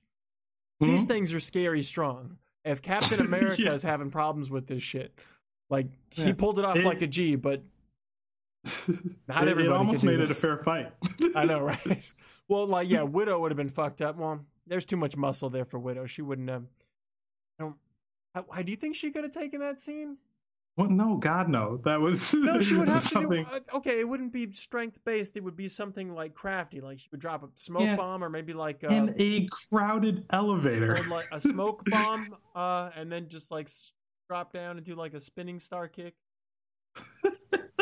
Like Chun-Li just. Okay, all right. She would have lasted 30 seconds. Tell me after you saw her performance in this movie that she couldn't think of something cool. Might lose, but I mean, she's gonna go out in style. She's badass. But she's good at the judo stuff, the wrestling you to the ground, the strangling you with whatever lace that she pulls out of her sleeve. Yeah. She can electrify. I mean, honestly, that thing that she threw at Bucky after he beat the shit out of her, and she still landed that, like threw it and landed on his arm. Like that was a good throw. You're right. I'm not giving her enough credit. I think they would have gotten her, but I think she could have put up a good fight. How's that? Is that fair? True. Yeah. I would have to concur. I don't know that she could make it out, but it would be interesting to watch. But so as cool as that scene was, he jumped off, like out of the elevator, I would say somewhere close to 500 feet off the ground, landed shield first, knees second, and got up as in the middle of the street. Yeah. Got up as if 16-year-old version of me jumped off a one-story house. That's how he landed. Just got up and dusted it off and was like, I got to go home. I'm questioning at what level does this guy give a shit about his personal safety? I know bullets hurt, but he jumps out of planes, no parachutes. He did it in Avengers. He did it in this movie, but he went straight in the water, so I have to question. I know water hurts a lot, but not in like the ground. So, but he still doesn't care. He just fucking jumps out like, I'm gonna make my way. I'll be. He's like Wolverine. Like when you see him just jump off like skyscrapers, and it's like it's gonna cause a lot of damage, but he's gonna make his way down. He's gonna be fine. it wasn't his first option too. He just tried to get off the elevator, but he opens the door and sees that there's like 13 dudes with machine guns running after him. So he's like, yeah, that's true. oh, I gotta take the express road. It's still the Shield headquarters. But like after that, there's this cool scene with the motorcycle and like the Agent Sitwell is orchestrating the chase. It's like, all right, what's my backup plan? This man is heading for the garage. We need to stop him from hopping on his Harley and getting out of here. So right they send through. Well, they sent the Quinjet after him. I'm wondering, like, you know how the X-Men have like the training room? That's why they're so good at what they do. Danger room, yeah. The danger room. Yeah, you're right. I should know that by now, or should have remembered that. But does Captain, like, all the experience he has as Captain America, outside of the gym, which I don't know how on the job kind of training like relevant that is. He doesn't miss leg day. So outside of that, Falcon knee. How much actual on the job experience does he get where he can just go, okay, well, if I throw my shield like this, and they just try to flip me over, I'll just stab this. You know, what he did was cool, but when he threw that fucking shield and it hit both right away, and I was like, okay, Cap. What was going through your mind on that? Was it throw the shield? Because that's what I think. I think there's something going on where that shield is connected to you in some way, shape, or form. Like a spirit animal. They're not going to go over it. But he always finds his way back to it. And there's several scenes in this movie alone where he just drops his shield. Yeah. Don't even say always. Like, there's plenty of times where that shit does not go according to plan. Yeah, and but if he throws it, it's fine. But if he just tosses it, like if he doesn't, there's this I don't want thing kind of going on with it. That's why I feel like it's like when he wants it, it's going to come back, and he just wants to throw it away. It's whatever. The scene that where he comes back and he sees that Nick Fury has broken into his house, his shield is like standing up between like the kitchen, like one of the walls on the kitchen and the floor. I don't know what he was doing outside without his shield, but it was just, I don't know. I'm not saying it needs to be locked up, but it's not supposed to be like where you put the kitty litter box. I mean, it's not sentient. It's not going to grow legs and walk away. Don't just leave that shit lying around. It's so valuable. It's honestly, it's useless outside of his. I don't want to say useless. What are you There's talking plenty about, of people man? who can, could use vibranium and are pretty adept. The Winter Soldier is pretty good at handling the man shield, but I mean, there's not a lot of people that understand angles. It's not just about that though. It's like to take out a Quinjet. It's like to skip ahead to Guardians of the Galaxy 2. I know this is way far. I'm sorry, audience, and we're all over the place, but that scene at the end of the movie where that one guy's gonna learn how to use the little thing where you whistle and it kills everybody. Oh yeah, Rondu. Yeah, Yondu's buddy. Yeah. Dart. So someone else can use this. Anybody holding that shield can block all bullets. Yeah, but they're not throwing it like that. Okay, but it can block all bullets. Yeah, it's an amazing piece of equipment. Yeah, so it's still dope as shit. So I mean, maybe treat it a little bit more with respect, Captain. I don't know, because I was thinking, they'll just make him another one, and I was like, wait, no, it's not just a shield; it's the shield. I don't know that anyone, like, if Tony had access to that metal, that would be what every Iron Man suit is made of, right? At least one of them. Yeah, well, that's what we're to understand now with this lovely Black Panther movie coming up, that vibranium is in short supply, man. There's not a lot of those things around. In fact, I think they tell you in the first Avenger, Howard Stark says, yeah, it's a prototype, and it's one of the only things in existence like that of its kind. Like, vibranium is in short supply.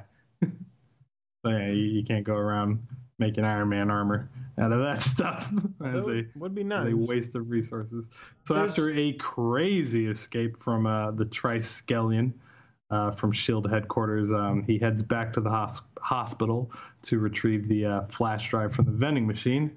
Lo and behold, it's not there, because that's what happens when you bet the free world on people not wanting bubblegum. And he sees that the Black Widow has it, and that leads to them being on the lam, two fugitives from justice, trying to figure out what is indeed on this flash drive that has everybody and their mother trying to kill them. Don't you think that it's that this Black Widow is served a lot better than the one that we got to see in Iron Man 2. Because in Iron Man 2, all she was trying to play the straight man to Robert Downey Jr.'s goofiness, Tony, and she was like a better version of Pepper Potts. I shouldn't say better.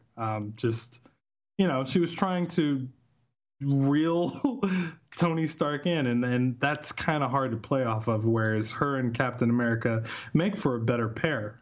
You know what I'm saying? Yeah, no, 100%. They definitely do make for a better pair. Or it just played to all of her advantages way more. That scene in the mall where they're trying to, because they go to the Apple store, find out the location in New Jersey that this flash drive is trying to take them to, and they have to get out of there because everybody is now on to them. And Captain America's answer for everything is, here they come on our 6 and right in fucking front of us, and we have to uppercut this guy to the second floor. And she's like, no, just put your hand around me, fucking laugh at something I said.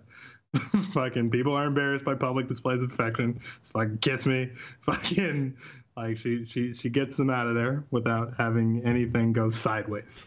There's the scene where they're in like a truck or a car together where Cap is driving, and it's after they did the kiss. This is right after that scene, and she was asking him questions. Steal a car. Where'd you learn how to steal a car? Where does Captain America learn how to steal a car? You don't know what we did over there in Germany.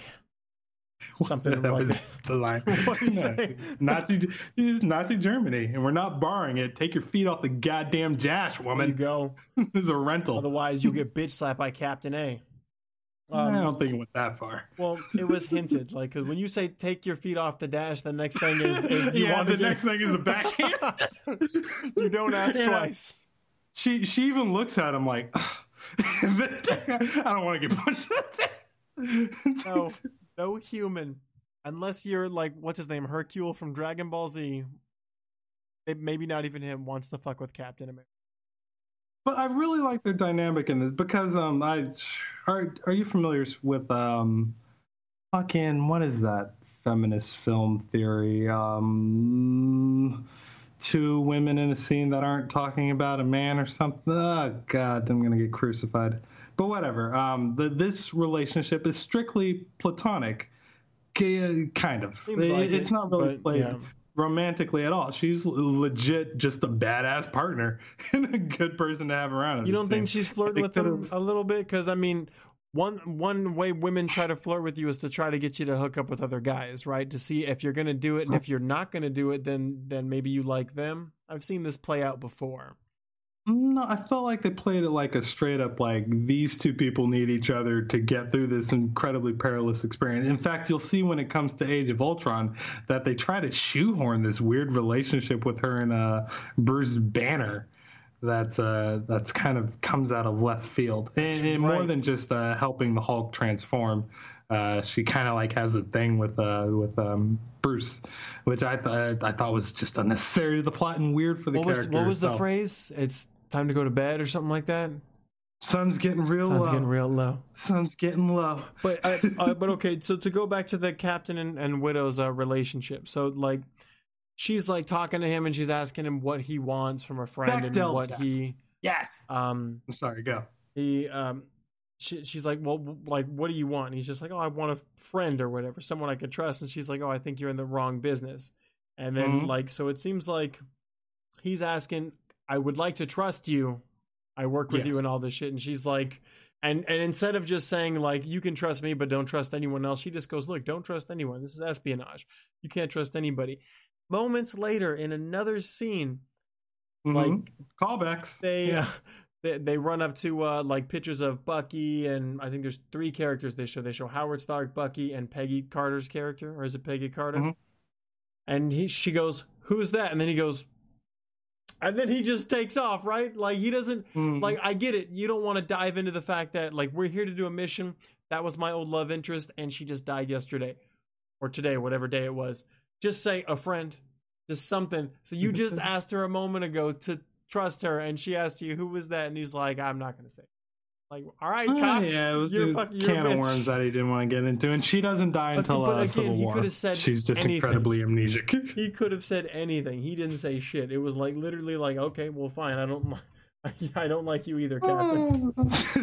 I see what you're saying, but I thought that was like a nice little character moment for him. I mean, it's still personal for him, you know? It's all of his old life that he's staring at in 3 photos. So yeah, Arnim Zola's not dead. Eh? That man is backed up on 20,000 million servers in a dusty garage. Okay, yeah. Let's talk about that for a second, because I wrote down what he said. He said that around 1972, because I was all mixed up on the timeline, I thought that he was recruited. I know it sounds weird, but I thought that he was recruited by S.H.I.E.L.D. after he already died. But so that was not the case. So he died in the 70s when they couldn't. So, but his mind was worth salvaging. So they put it in 20,000 feet of data banks. Do you know what that means? 20,000 feet of data banks. What kind of unit of measure is that? What is that, a gigabyte? Is that like? Well, I mean, he says in the next line, "You are looking at you are standing in my brain." Yeah. Oh, so he's not backed up. He's just like, that's. I mean, he's not on the cloud. If that's what you're saying, that would probably be like a way better. I was talking with someone earlier, and they were saying that he should be like Ultron, where he can just kind of hop from thing to thing, right? Like maybe Zola's not dead. You think? Well, you're led to believe that that the missile strike that they send into this particular compound destroys Zola, because Pierce says to the Winter Soldier in the next scene actually that this has already cost me Zola. You need to kill Black Widow and Captain America. But it's espionage. I mean, how many people are dead? Captain America died. Bucky died.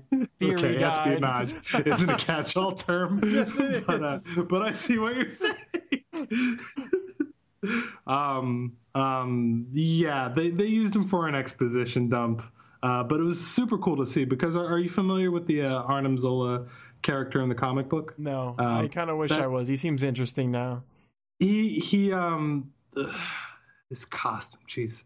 So he's sort of the torso up to the neck of like a big suit of armor with like a television screen in his belly. where they project his face out, and like Krang where they from had Ninja that Turtles? little pivoting old school camera. That's kind of just like his disembodied eyes. Like, he's a really crazy looking look in the comic book. Yeah, and that was sort of a nod to his comic book character that they were doing there. Is he better looking than that one than MODOK?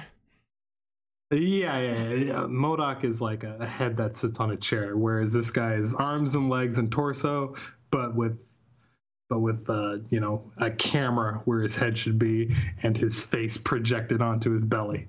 Super weird. You're gonna need to look at pictures. Speaking of pictures, when he was given detailed information on what Hydra's done so far, which is, spoiler alert, I guess, no, not really, whatever.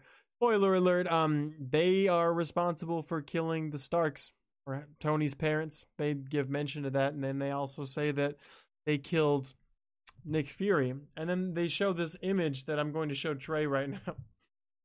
I just want to get his point of view of this picture. Can you see it, Trey? Yeah. Do you remember which eye Nick Fury actually has available to him? Look, all right. Because Samuel L. Jackson isn't blind in real life, he forgets Who's he? which eye pass. Who's he? What about the makeup artist? Yeah, the people in charge of continuity. The director, like, this made a bit of an oversight. I pulled this image straight from the film. Like, there's none. It wasn't like edited footage or anything. Like, this was a still frame. And explain to the listening audience what you're looking at right now. It's an image of Nick Fury. It's his mugshot, and it says deceased, and then it's got on the straight up face, it's got his right eye available, and on the other little curve side angle, it's left eye that he sees out of. It's kind of weird. All right. Now, other than just the continuity era, I thought this was a neat, I guess, display of what Zola's powers are, because this isn't just a recording that these people are listening to. Arnim Zola is very much a part of the internet, because Don't fucking say internet. See, he's not in the cloud. Kinda. I mean, he's not uploaded to the cloud. This isn't Black Mirror, but Fury just died like 10 minutes ago. Like, why does he have that? That's what I'm sure saying. Nobody even has declared Fury deceased yet. Well, that's anytime you see Nick Fury, it's always like a copy, right? It's like he'll get shot down. Everybody's like, no, Nick Fury never dies. Yeah. What are you talking about? Nick Fury never dies. He did have a body double. Yeah. I don't know that. I don't know that they're not implementing this in that movie, but I assume that the guy. No, I assume that, you know what, they should have me editing this fucking film, because I wouldn't have let that get past me. This thing went through how much movie did this money make? How much money did this movie make? I mean, way too much, 259 million. Way but I mean, that's one of those like things where you're editing down 5 hours of footage. You're tired. It's been a long day. You just want a coffee. Not what we're talking about. And you forget which side of the eye patch goes on, man. It happens. Anything that you put in a movie is specifically put there. Anytime there's a scene where there's this guy working on the that guy who was replacing the chips, he wasn't just doing that because it was that time of day. It was they're going to have this scene where Captain America hides something behind there, because guess what? It's already open, because guess what? This guy was doing that because that's how we wrote the movie. You know, nothing falls into your movie by accident, Trey. You put it there. You're about to upload this YouTube video with the mouse cursor planted firmly on your forehead for the last hour and a half. That's not what it seems, though. It doesn't seem this. Fuck you. All right, I just don't think it's that bad. I think I'm not making money off this on podcast. Second look. I'm not knocking your mad editing skills, brah. You're okay. The fuck happens. So yeah, turns out Zola was stalling while explaining the rest of this movie to our two protagonists. And you know what, to that point really quick, okay, so he was just stalling just to kill Captain America. So if your mind was worth saving, was it worth risking your super intelligent mind to kill Captain America in this one scene? Yeah, this is a sad note for him to go out on, but like, you know, Age of Ultron, there's potential for him to maybe come back if they do a Captain A4. That man can definitely, probably, possibly be uploaded in the internet somewhere. It'd be interesting. You know what was weird though was they were talking about. Could you explain why he was recruited by S.H.I.E.L.D.? Yeah, he's It runs kind of concurrent to what we did in real life, IRL, where we just took a bunch of Nazi scientists and used them on our space program back home. So yeah, that's totally a thing that Americans do. But yeah, in fact, we should say that Arnim Zola is responsible for continuing the Red Skull's dream of having a Hydra. Well, that's as a sleeper agent inside of S.H.I.E.L.D. Yeah, that's very important. I didn't get that the first 17 times. I watched this movie only a couple times before, but I didn't know that. So basically, so you look at S.H.I.E.L.D., and if you just cut it in half, that's how much of S.H.I.E.L.D. is actually Hydra. So it's from the start. They don't give you direct numbers, but yeah, they're pretty deep. From the start, this guy he was in S.H.I.E.L.D. from the beginning of S.H.I.E.L.D. I was wondering how they snuck in there. They didn't sneak in there. They started S.H.I.E.L.D. That's fucking crazy. And then this movie's about them taking S.H.I.E.L.D. down. And I'm just like, good fucking riddance. I don't need this shit anymore.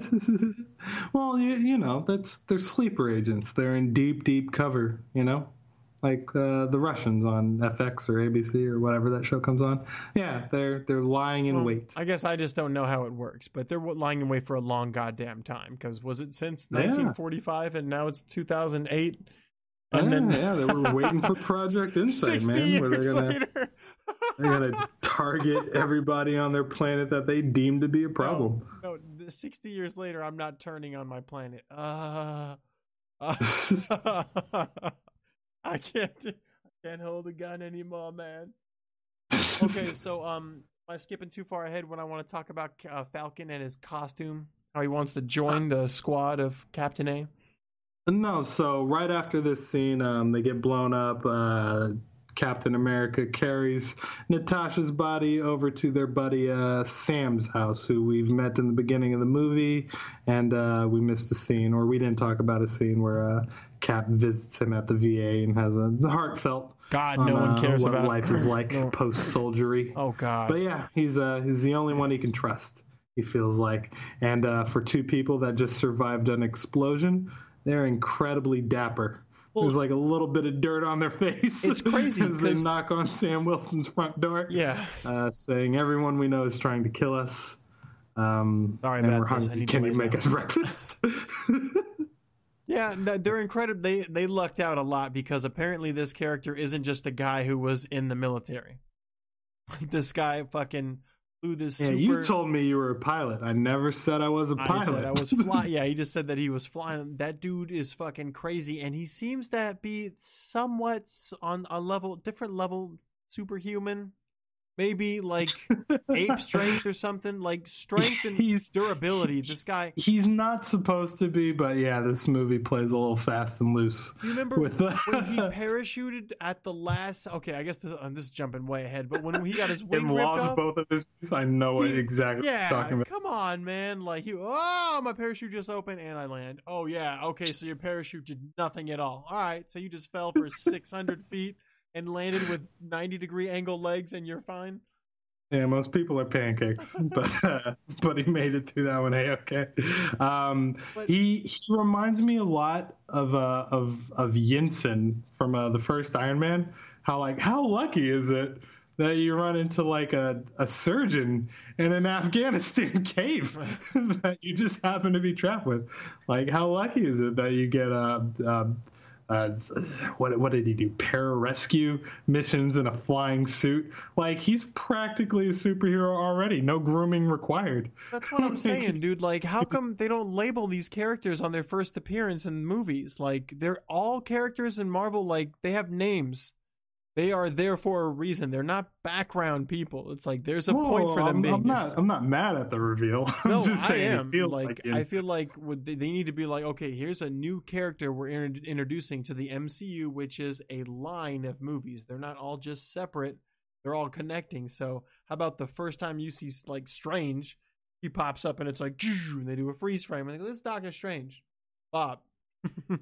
Ew, I think you're talking about like the way Suicide Squad did their character introduction, where you get like a colorful panel of nonsense. No, I appreciate the organic intro. There's a reason why Falcon's in this movie, and it was illustrated from the very first frame of the film. This is a friend of Captain America, you know? And even in the comic books, Falcon has always been introduced as a character alongside Captain America. So yeah, no, I'm totally okay with this portrayal. Beginning of this film, bro. They didn't know each other at the beginning of the film. No, yeah, you're right. I agree. That's where the Yinsen aspect of it comes in, where it's serendipitous that you happen to be a full-fledged superhero by the time we get around to needing your help. Fine, okay, I agree. I feel like I'm sorry. I feel like, okay, so they built up this moment where he was like, look, hey guys, I want to help you, right? And he was real incognito about what he was saying. He was just like, look, if you get me this, I can help you. The last one I know is buried 12 inches underneath some wall or something. And they totally skipped the scene where they stole it. In fact, Captain America looks over at Black Widow like Falcon just says 600 feet of blah, blah, blah, concrete. There's probably a dude with like a hammer blocking your path, not letting you in. Yeah. And Cap looks over at Black Widow and she's like, eh. Yeah, let's go do this. And I'm like, cool. But just a scene of them whooping ass and going, here you go. And he just shows up. And that shit was easy. Yeah. That shit was easy. I didn't see the edited footage. I wonder if that was anywhere on there. Could have been. I don't know. I feel like it's a scene that could be included on like the DVD or as like a special feature or something. But yeah, it definitely feels like something got cut out there. But I just like the look on Black Widow's face of, oh yeah, no, that's not even a thing. We'll get that. We'll get that, and we'll be on our way.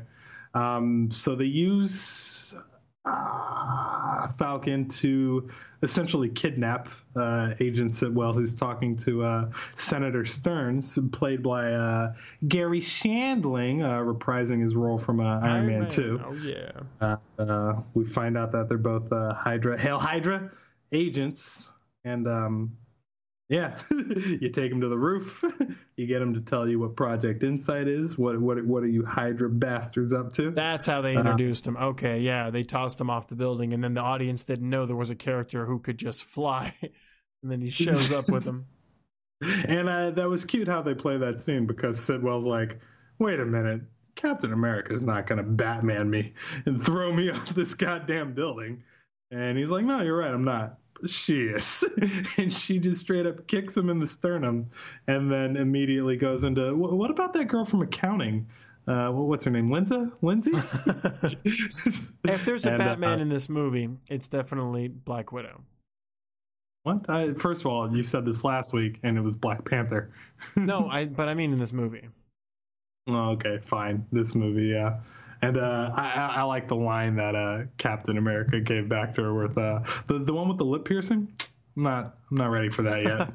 That's above my skill set.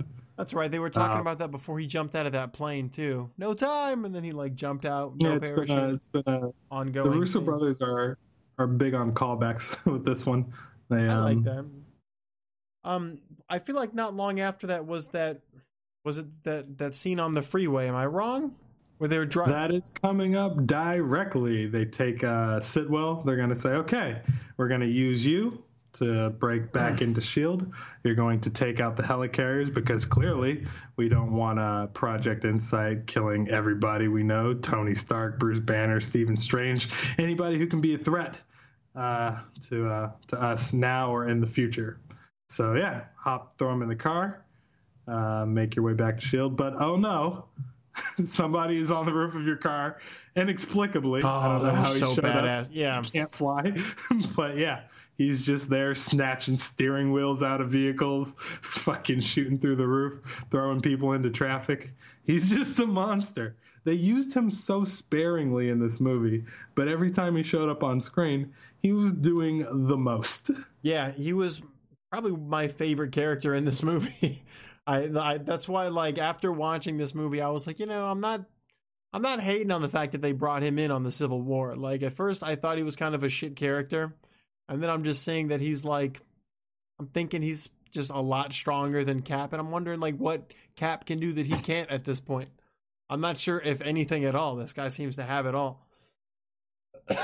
Well, he's not juiced up on the super soldier serum like Captain America is. He has the bionic arm replacement and I guess some Russian super assassin-y spy training. But otherwise that's it. Well, but as far as the hand-to-hand stuff goes, it seems like he didn't seem to have a lot of limits. Like everything he wanted to do, he got done. It wasn't like, oh well, that's a little beyond my reach. He got a lot done with the aid of bullets. Guns go a long way. And the grenade launcher. And a grenade launcher. Okay, so this scene, I fucking loved it. It was hilarious. Okay, so he pulls out this grenade launcher, like Widow and like Captain America are just hanging out right there. They just got out of the car.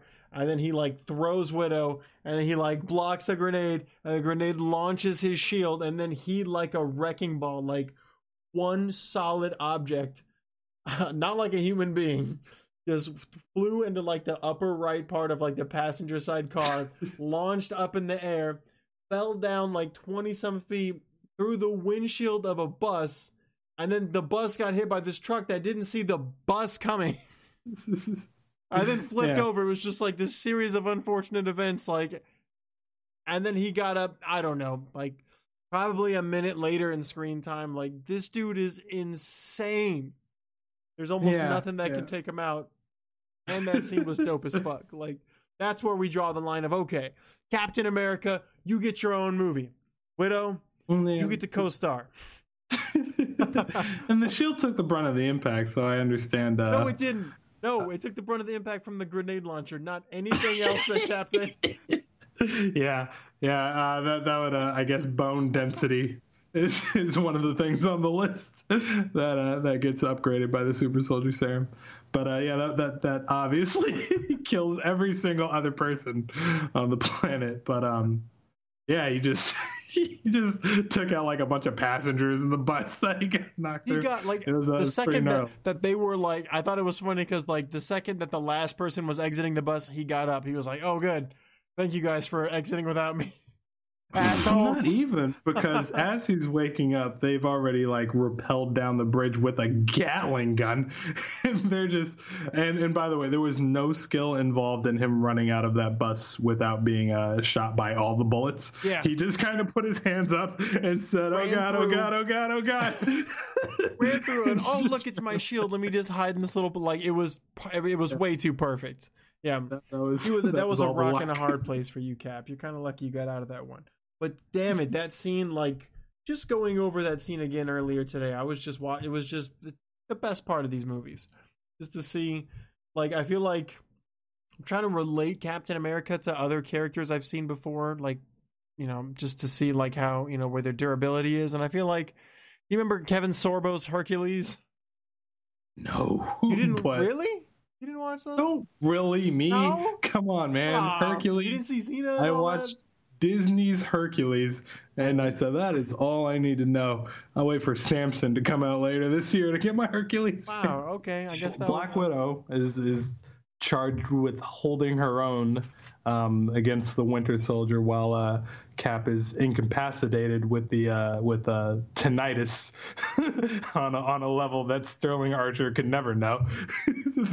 There's an awful ringing in his ears as he recovers from a rocket launcher, and Black Widow has to get people away, has to set up her little cell phone as like a trick, and try her best badass to take out the Winter Soldier. And that dude was doing work to get her. Like, he was like fucking eyes and ears were open, like to hear her phone wasn't emitting a lot of sound. I feel like he was just like, oh shit, oh there she is, oh I fucking got her, and then she still busted out of there. Even before that, okay, when I was thinking of how Batman she was in this movie, I meant like the scene where he blew up a car and then it flipped over and she was on the other side, right where the bridge ended, and she jumped off the bridge, did a flip, did like a bat claw thing on the underside of the bridge, and then just hit the floor running. I was like, God damn. Yep.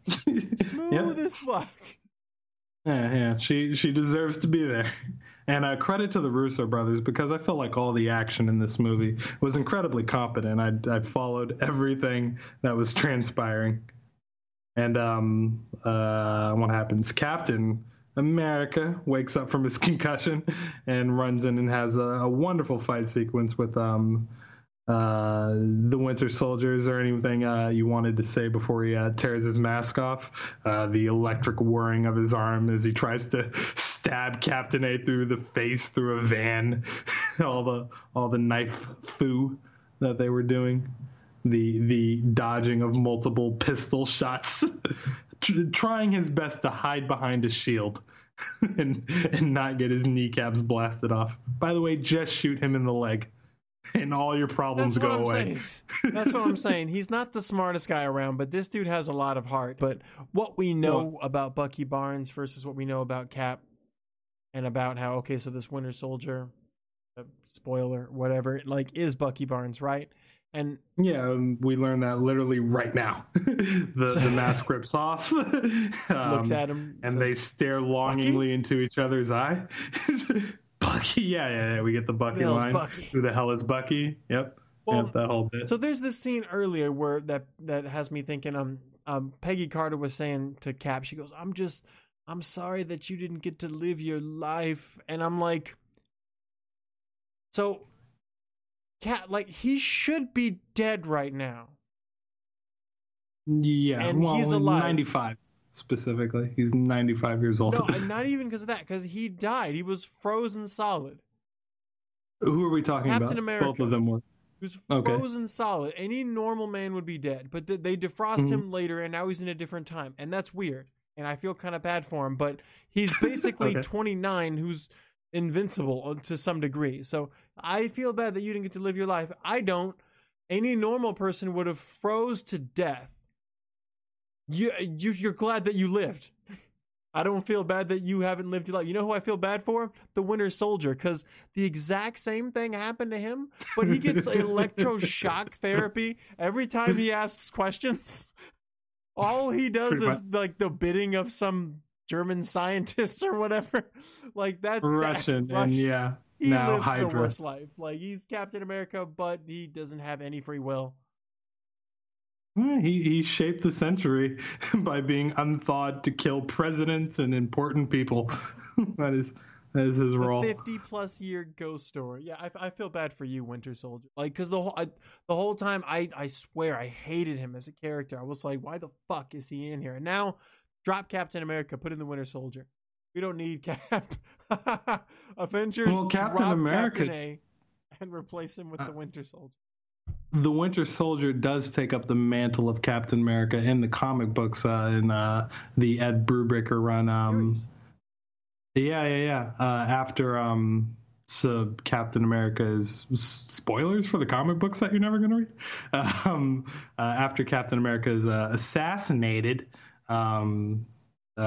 much like in this movie, Captain America talks sense into Bucky, and he takes up the mantle of Captain America once he's killed.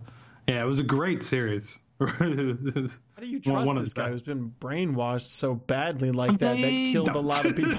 They don't. They try to take the shield away from him. He has to break into shield, which I believe is under the charge of Iron Man at the time to get it back. I believe the conditions for him being Captain America is that he's not affiliated at all with any government program that they're trying to run, because now they're trying to be presentable to the public. Civil War kind of fucked up a lot of things for the heroes, and yeah, no, we're just not going to have this former Russian assassin running around in the Stars and Stripes. Like, who do you think you are, Donald Trump? Can't do that shit. Can't do that shit. That's interesting. But yeah, that's kind of crazy. That's, I know this is way off topic, but it's like I was saying, how do you trust that kind of character? It's like, did you ever read the Dark Reign series?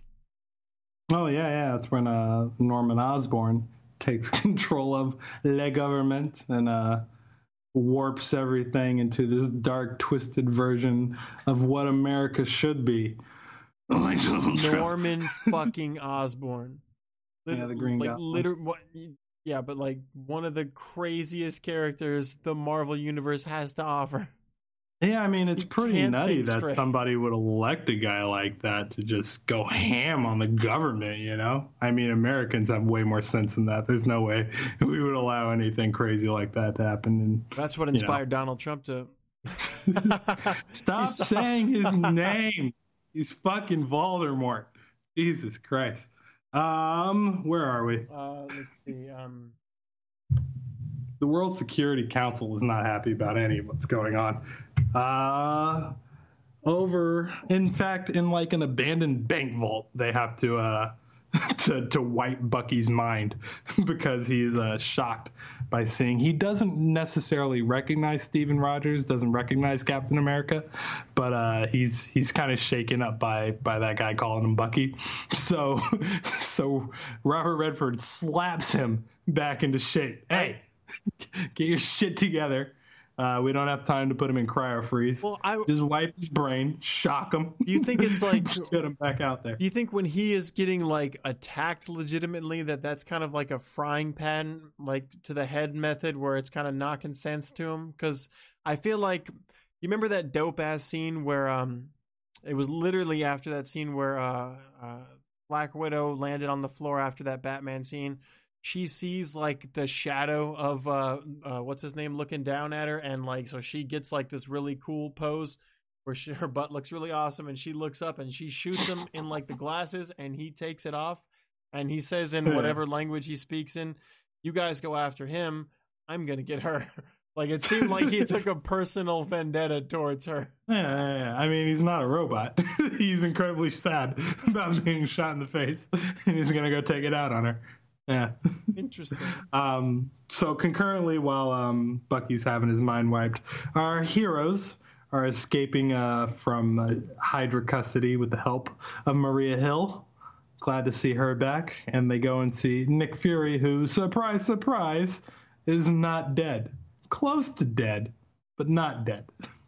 Which double is it, Fury? Let me, I mean, I knew he wasn't dead. Did you? I thought they genuinely killed him to death. I thought there would be no more Nick Fury. I didn't know they were when gonna... I saw it in theater. I had no idea they were going to use the excuse they used in the Wolverine movie, where it was like, oh, it gave me this drug and it slowed down my heartbeat, and all the medical professionals couldn't tell. Tetrodotoxin B. Yeah. But I mean, just with this, I don't want to use the word espionage because apparently I'm not allowed to anymore. But with this kind of movie, I assume anyone who dies who's important is just going to come right back. Did you, let's see, where are we at the end of Act 2, so now they're talking to... where he stole the costume? No. So what they talk about with Nick Fury is all of it needs to go. SHIELD, Hydra, two separate sides of the same coin. It needs to all go away. And that was a perfect... I like that analogy. Because it was literally, it seemed like it was half Hydra, and it was founded from Hydra, or at least. Yeah, and you can see Fury still wants to like salvage it. We're just gonna, take out the helicarriers. We're not gonna ruin SHIELD. And it's like, no, the whole thing, burn it to the ground. This thing is rotten. You almost from the died, out. Fury, and a bunch of other people died, and I tore up a lot of buildings trying to find some guy. Yeah. So they're set on that plan, and I think the next scene is Rogers like on a bridge. He has that flashback to Bucky, I'm with you to the end of the line, pal, type deal. And Falcon's like, hey, when we see him again, he's still gonna try to kill you. This guy is not the same dude you remember. True, that's a good point. This brings us to our Stan Lee cameo. Man needs a uniform. You can't fight crime in slacks. We gotta get you a costume. So he goes back to the Smithsonian to go steal his classic costume, I suppose. Oh man, I am so fired. Which costume do you like better? I liked the one that he was rocking during the beginning of the movie. I feel like I don't pay enough attention to his costume to be able to ever tell the difference. I see it and I go, red, white, and Captain, big old A. Some wings. I don't even notice. Were there wings on his head? I think there were, right? Had the helmet. Yeah, both times.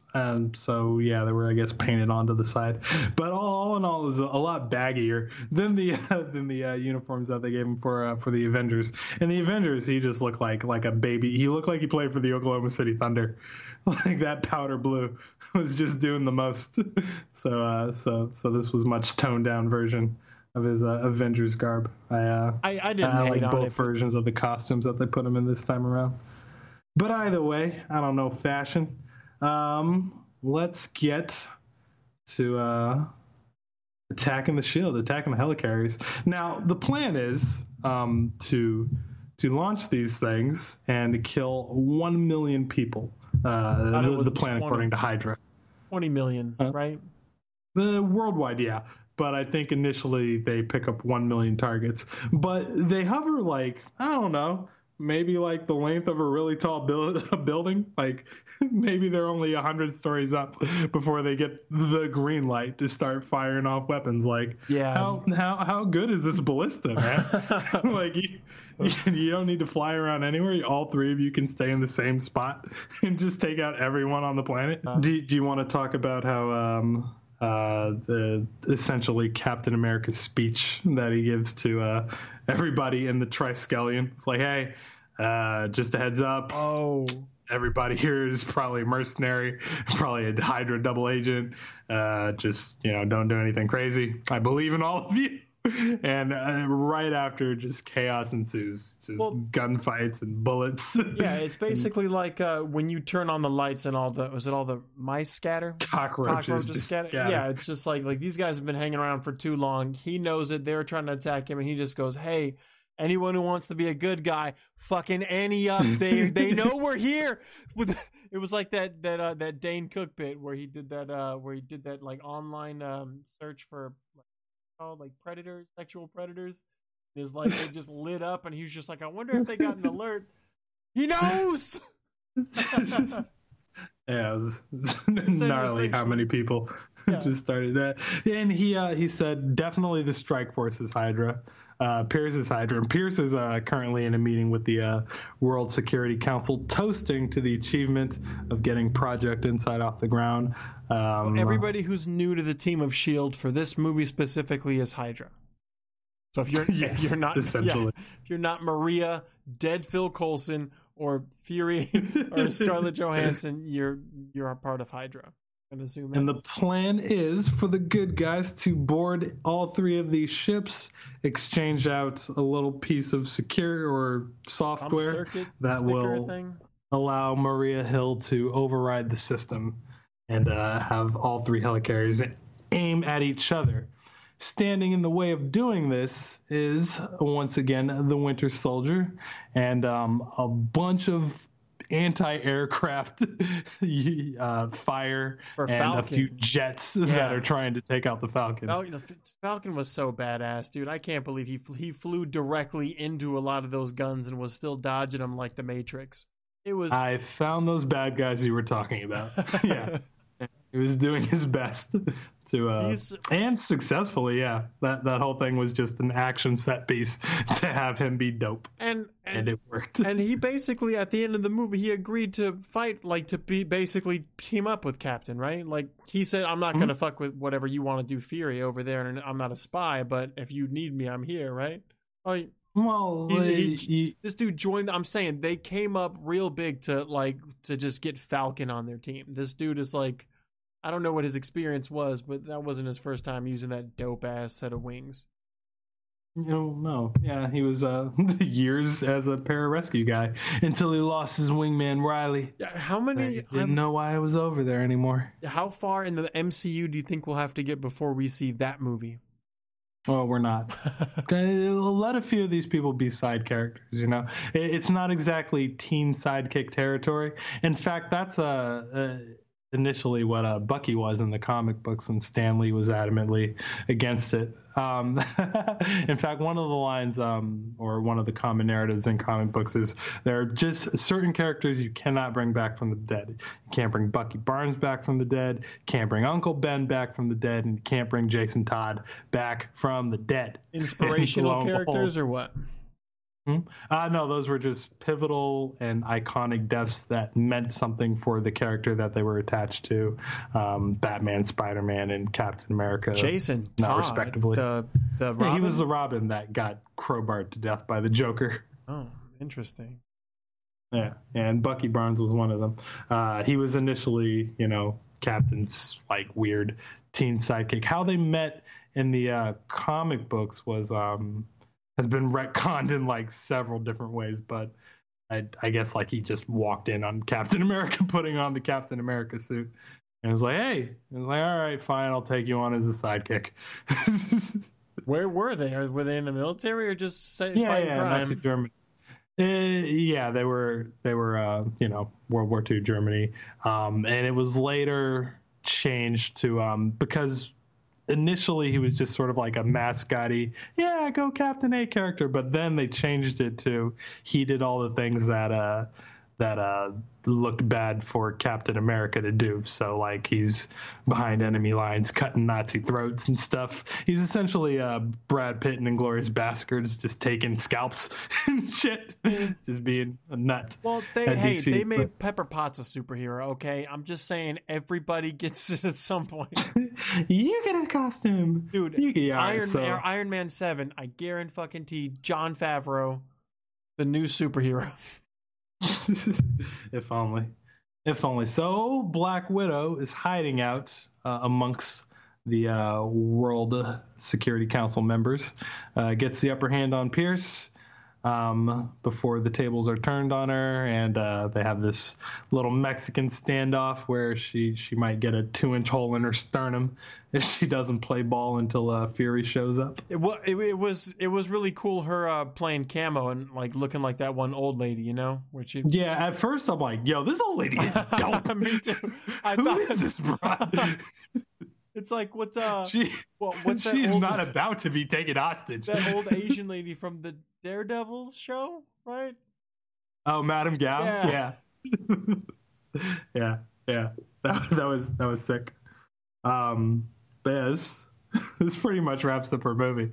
Essentially, I feel like again they show another scene where Cap doesn't give a fuck about his shield when he's like, "I'm not gonna fight you, Bucky," and he drops his shield, also and it's doesn't like, give a fuck about gunfire. Like he took a few to the belly.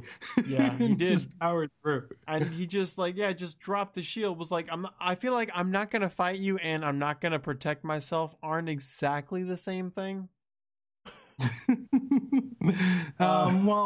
He was trying to get through to his old friend Bucky Barnes. The frying pan it was one of methods. those "I know you're in there, pal" kind of thing. So he drops the shield, takes a shot or two to the face. This is part of his suicide mission. See, because he doesn't fit in this time anymore. Earlier in this movie, his girlfriend from 70 years ago just died. There's nobody not dead, left. Jake. She's not dead until Civil War. Wait, what? I thought she didn't die in that. She just has Alzheimer's. She just doesn't remember. You're right. Yeah, she does die. And then once her daughter gives that inspirational speech. I like that. Anyways, okay, when I said she died earlier, how come you didn't stop me? God damn it. Well, anyways, essentially, everyone is dead from his past, and his one friend he can't get back. And therefore, at the end of that scene, even though you think he got knocked out by Bucky, I don't think so. I think he did other things that were equally as painful throughout this movie. And he was like, fuck it. I give up. I give up. I don't know what I'm fighting for anymore. I work for this team that is now split apart and good guys and bad guys. No one knows what's going on. I have no friends. This guy who looks like my friend doesn't believe that I've ever been friends with him. Fuck this life, dude. What am I doing here? Who are the good guys anymore? Tony! He's trying to talk sense into his pal, you know? In fact, Constant America is unflappable. Constant America? Captain America is unflappable throughout the entire thing. If you want to rewind a bit to a scene where Black Widow feels down in the dumps after that scene in the bunker where they blow up, and she's like, I really thought I knew who I was fighting for. I quit my whole shit with the Russians. I joined Shield on Nick Fury's good word, and I thought I was fighting the good fight. And Captain America turns that line around on her that she gave him earlier. Jabril, you probably remember because it's eluding me at this time. Something about you don't know who you're fighting for. Come on, goddammit. You wrote it down in your notes. I didn't write down the line. No, just stupid lines like that. All I have left is the after credits scene. You literally said it earlier, and I was impressed you remember it. Oh, I'm sorry. But Captain A says something to the effect of, now, now you're in my boat, like welcome to the side of shit's foobar, and let's deal with it. But God damn it, he put it in a one-liney that you knew earlier. That sucks, because I have no idea. Oh, the fuck well. It's entirely okay. So yeah. I feel bad for her now, because now it's like I don't know how long she agreed to keep working for S.H.I.E.L.D. to erase her red, because I feel like how many missions of you got red in your ledger. Yeah. How many missions of save the fucking world, you underpowered superhero? Like, does she have to go on for them to undo the red? Like, what did she do? Was she like sucking dick and killing people at the same, like sucking dick in a part of town where that's illegal for some reason? She's a Russian spy / assassin before S.H.I.E.L.D. got to her, man. She's done a lot of awful shit. All right, so you risked your life, like 4 times, and then you call it even, right? Like, dude, the alien invasion, like, I would have called it, and that's why at the end of the movie, that's why she was like, look, you're not going to kidnap me. Yeah, the balls on her at the... She's just like, the alien invasion. I was one of the 6, or was it 5? 6 people that stopped the alien invasion. You suck my dick. Fuck you, fucking shark. This podcast got real nasty. Yeah, all at the end there. You're doing so well. But yeah, I was surprised that she was just kind of able to walk out scot-free from that entire exchange. Well, I mean, it was like the same thing with Tony Stark. Like, I feel like that's one of those things where they tell you, like, okay, well, as of now, you're an enemy of the state, and they have to call a cop to go get you. But like, we're here for a hearing, and we'll arrest you later, kind of thing. Because Tony did that same shit, right? Look, it's my armor, and you can't have it. Like, those are some big balls for someone who's standing in front of me, not Iron Man.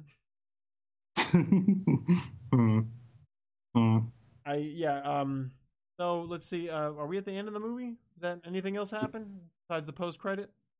Yeah, let's get to the post credit scenes. If you don't have beef with Nick Fury having an eye that was not on the record until he lifted up his little flap and used it as security clearance. Since we're at the end, I'm sorry. I'm always all over the map. I got to work on this. But Trey, I have another image that I would like to show you that I'm going to input on the visual part of this podcast that I would like you to look at. This image was taken right when Captain America decides that, hey, I'm going to break this door right here.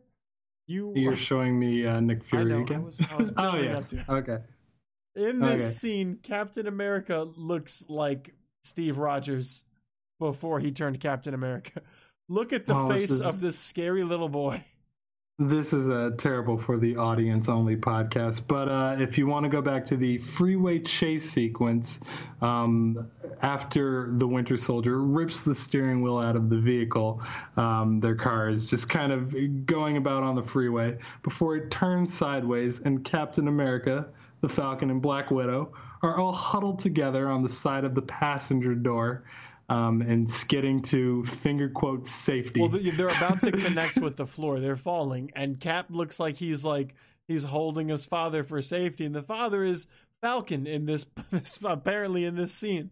I don't know, because I'm trying to think of what it looked like. So this is green screen, I'm assuming, of him just going, all right, you hug Chris Evans and try not to let your wiener touch Scarlet Witch. Black Widow, goddamn it. Well, he seems like his face in this picture right here, he's like the man. He's like, all right, I got this. There's a superhero right next to you who's curling up in a ball. Just, God, please. I hope I make it through this. No, you'll be fine, Captain America. You can't make a brave face all the time, No, sometimes you gotta wince because it's gonna hurt. You will be Captain America, the guy who jumped out of the elevator earlier from about 1,000 feet. You're going to be fine. I'm just saying, people make ugly faces all the time. In basketball, if you see LeBron James going up for a dunk, it's not a pretty face, It's contorted and twisted and all kinds of shit's going on there. You're not ready for the camera to be there all the time. So yeah, he's making the I'm about to connect with concrete face, and I hope this works. Here's where you're wrong. This guy's playing basketball for a living. He's not playing basketball on a basketball show for a living. You get how there's a difference? He's not an actor. He's just playing basketball. This guy, his only job is to look good and be believable on camera. It's not like there's an audience that has to believe that he's Captain America as well. Look, I buy that door is about to hit the concrete, and it's gonna suck for 3 out of 3 people on there. For this guy who went toe to toe with Thor, do you understand what I'm saying? Fuck this, fuck the floor. And I'm sure he made a goofy face when the hammer was coming down to hit the shield, this doesn't suck. Okay, so the after credit scene. Just help me out with this. German guy named Baron von Strucker, Wolfgang for short. How I read it. Okay, he has. So this is a splinter from Hydra.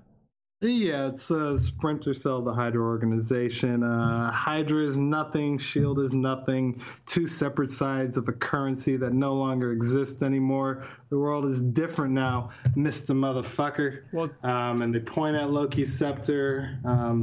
It's cool that we have this. We were able to take this from whatever while nobody was writing shit down since everything blew up. Yeah, okay, so the last time we saw that, did Loki drop it?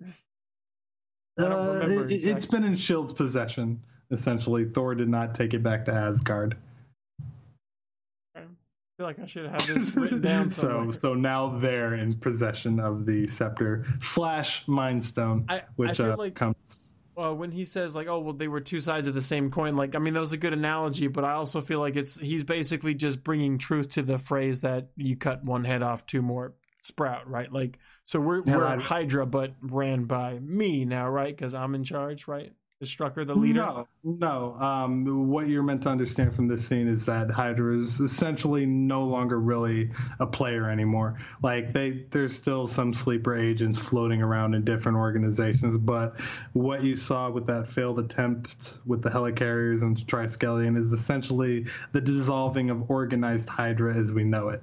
So Baron von Strucker's little militant group of offshoots are sort of doing their own thing. They're kind of like a research division of Hydra who are tinkering around with A, Loki Scepter, and B, the twins, Pietro and Wanda Maximoff, a.k.a. Quicksilver and the Scarlet Witch.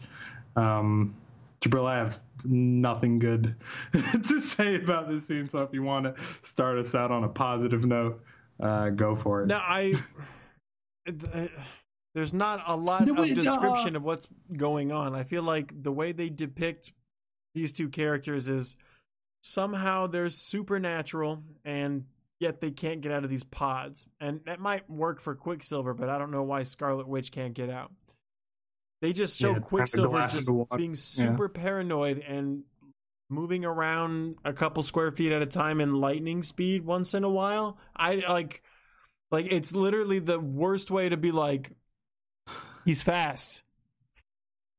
The illustration of super speed. I mean, how? Well, but like he's a schizo. Like, no. He's just using his power, or rather, I mean, yeah, paranoid. I guess something's going on. Like, you're right. I guess there's no reason to move around like that if you're just chilling. Yeah, what I'm saying is, if he was just this guy who was locked up, who was in charge of his own power, you probably would have seen him working out at super speed. Yeah, I mean, it was just a teaser to show you who these people are, kind of thing. But yeah, I do agree that was kind of weird to have him just spaz in a boot. And then what's her name? Just showing telekinetic powers, I guess. Mm-hmm. Wanda, the Scarlet Witch, who we've been confusing with Black Widow the entire movie. Yeah, that fucking names. I don't know why. And then there's that one more post everything's scene where Bucky ends up at the Smithsonian, and I guess we're just led to believe that he's going to find out that who he is, maybe, and this is how he becomes a good guy, right? Yeah. I mean, even though they play bad guy music, like you're just left to wonder, he's loose in the world. Yeah, wonder, but we've seen the future, and he becomes a good guy, right? Yeah, unbrainwashed. So yeah, because he just reads about his past and whatnot. Yeah, so I thought that was weird, scary music to play for that, because it's like they made it seem like Bucky, he's gonna find out what, that he was a good guy. I mean, he's still an incredibly dangerous Russian assassin that shaped the last fucking 70 years as we know it. We're gonna find out in the Zemo episode. Right. Are we done? Do we want to talk about the well, okay. Let's start at the how did you enjoy this movie, Jabril? Exactly. Okay, yeah. I liked it. I felt like it I don't know exactly how I feel about this next thing I'm going to say, which is it took me a solid 4 hours to like swallow the movie whole. That's about how long this podcast was. There's so much happening in not a short amount of time, but for a 2-hour run, a lot's going down. So I had to rewind it, try to get my marbles and see what the fuck's going on.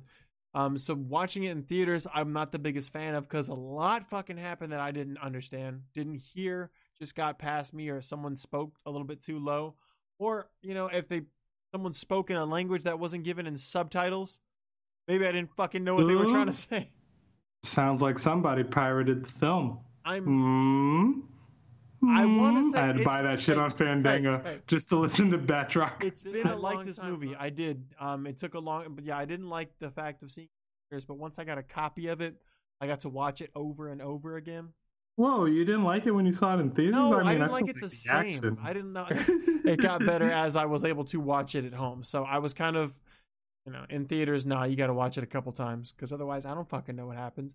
As far as phase 2 goes, it's not exactly Inception, but it does take take you paying attention to the whole way through to really understand some of the double crossing that transpires throughout the film. Yeah, and there's a lot of this movie is, they bounce off what kind of happened in the past. Like I said, I really wish they would reference, the Avengers scene that they're talking about where Tony Stark is giving them, whatever equipment advice and helping them out. It's cool how it connects. I feel like it totally is leading up, and I could just be wandering off with my own memory here of how the Civil War worked, but it seems like after all this shit, like the people who are paying the government or the cities that pay for everything that's wrecked from one mission getting solved by Captain America, it's only a wonder they're like, hey, you guys need to take account for this.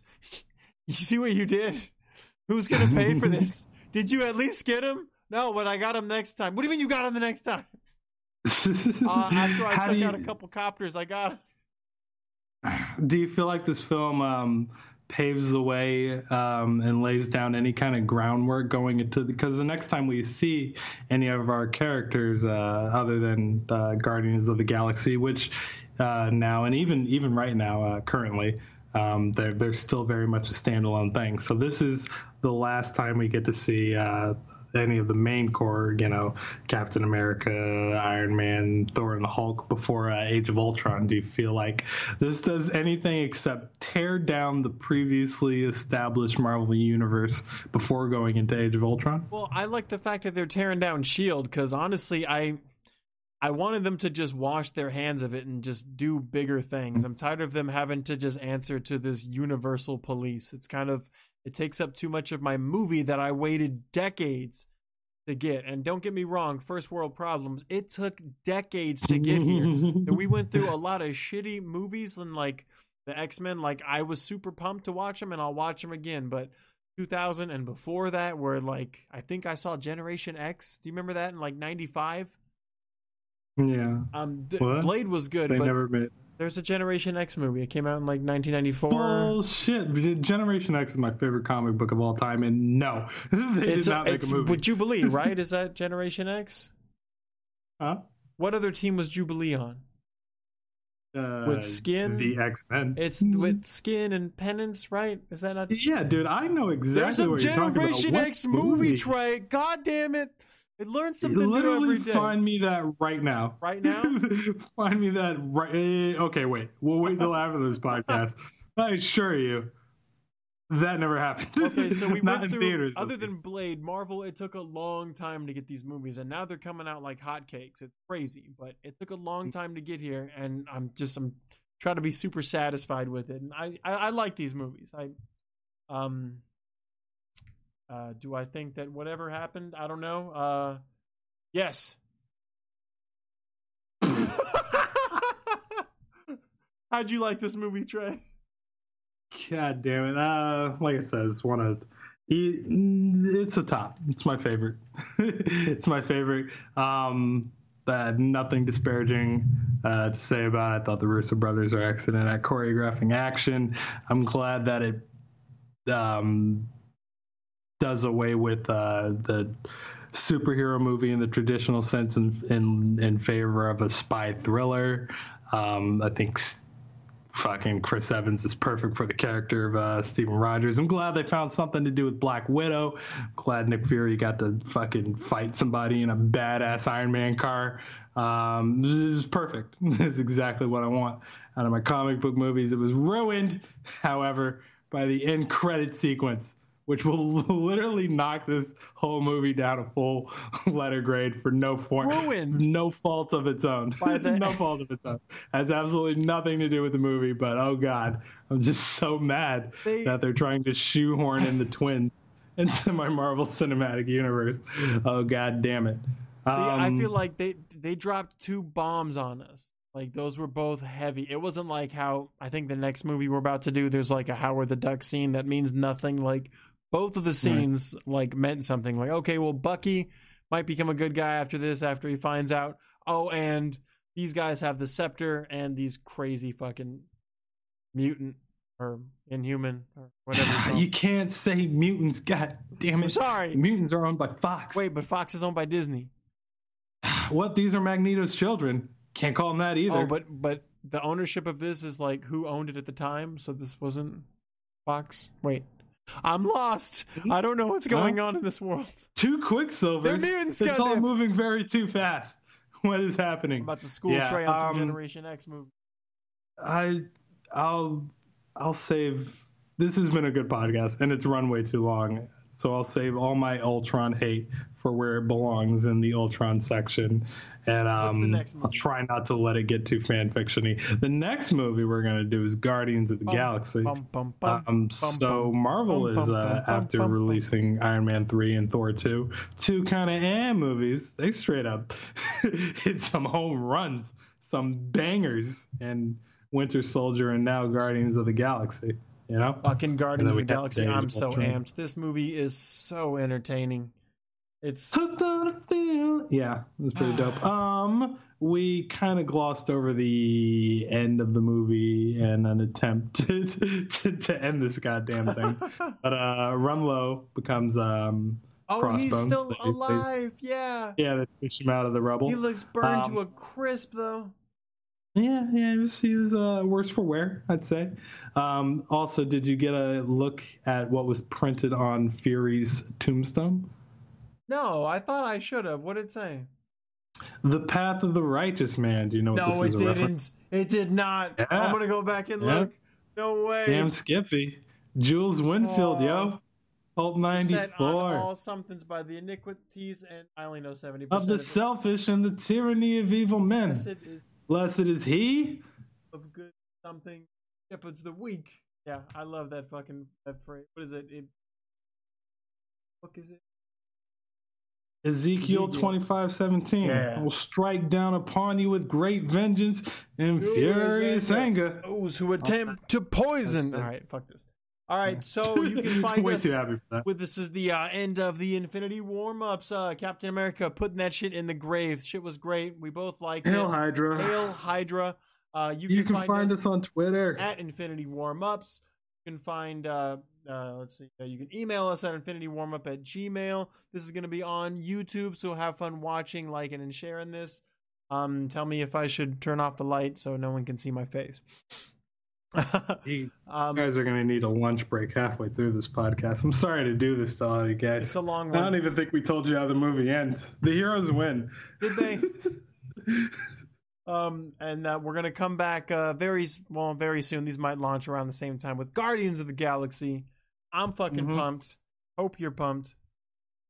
And that'll do. Trey, 5 seconds. Hail Hydra. Hail Hydra. Everybody go to bed. We're all tired here.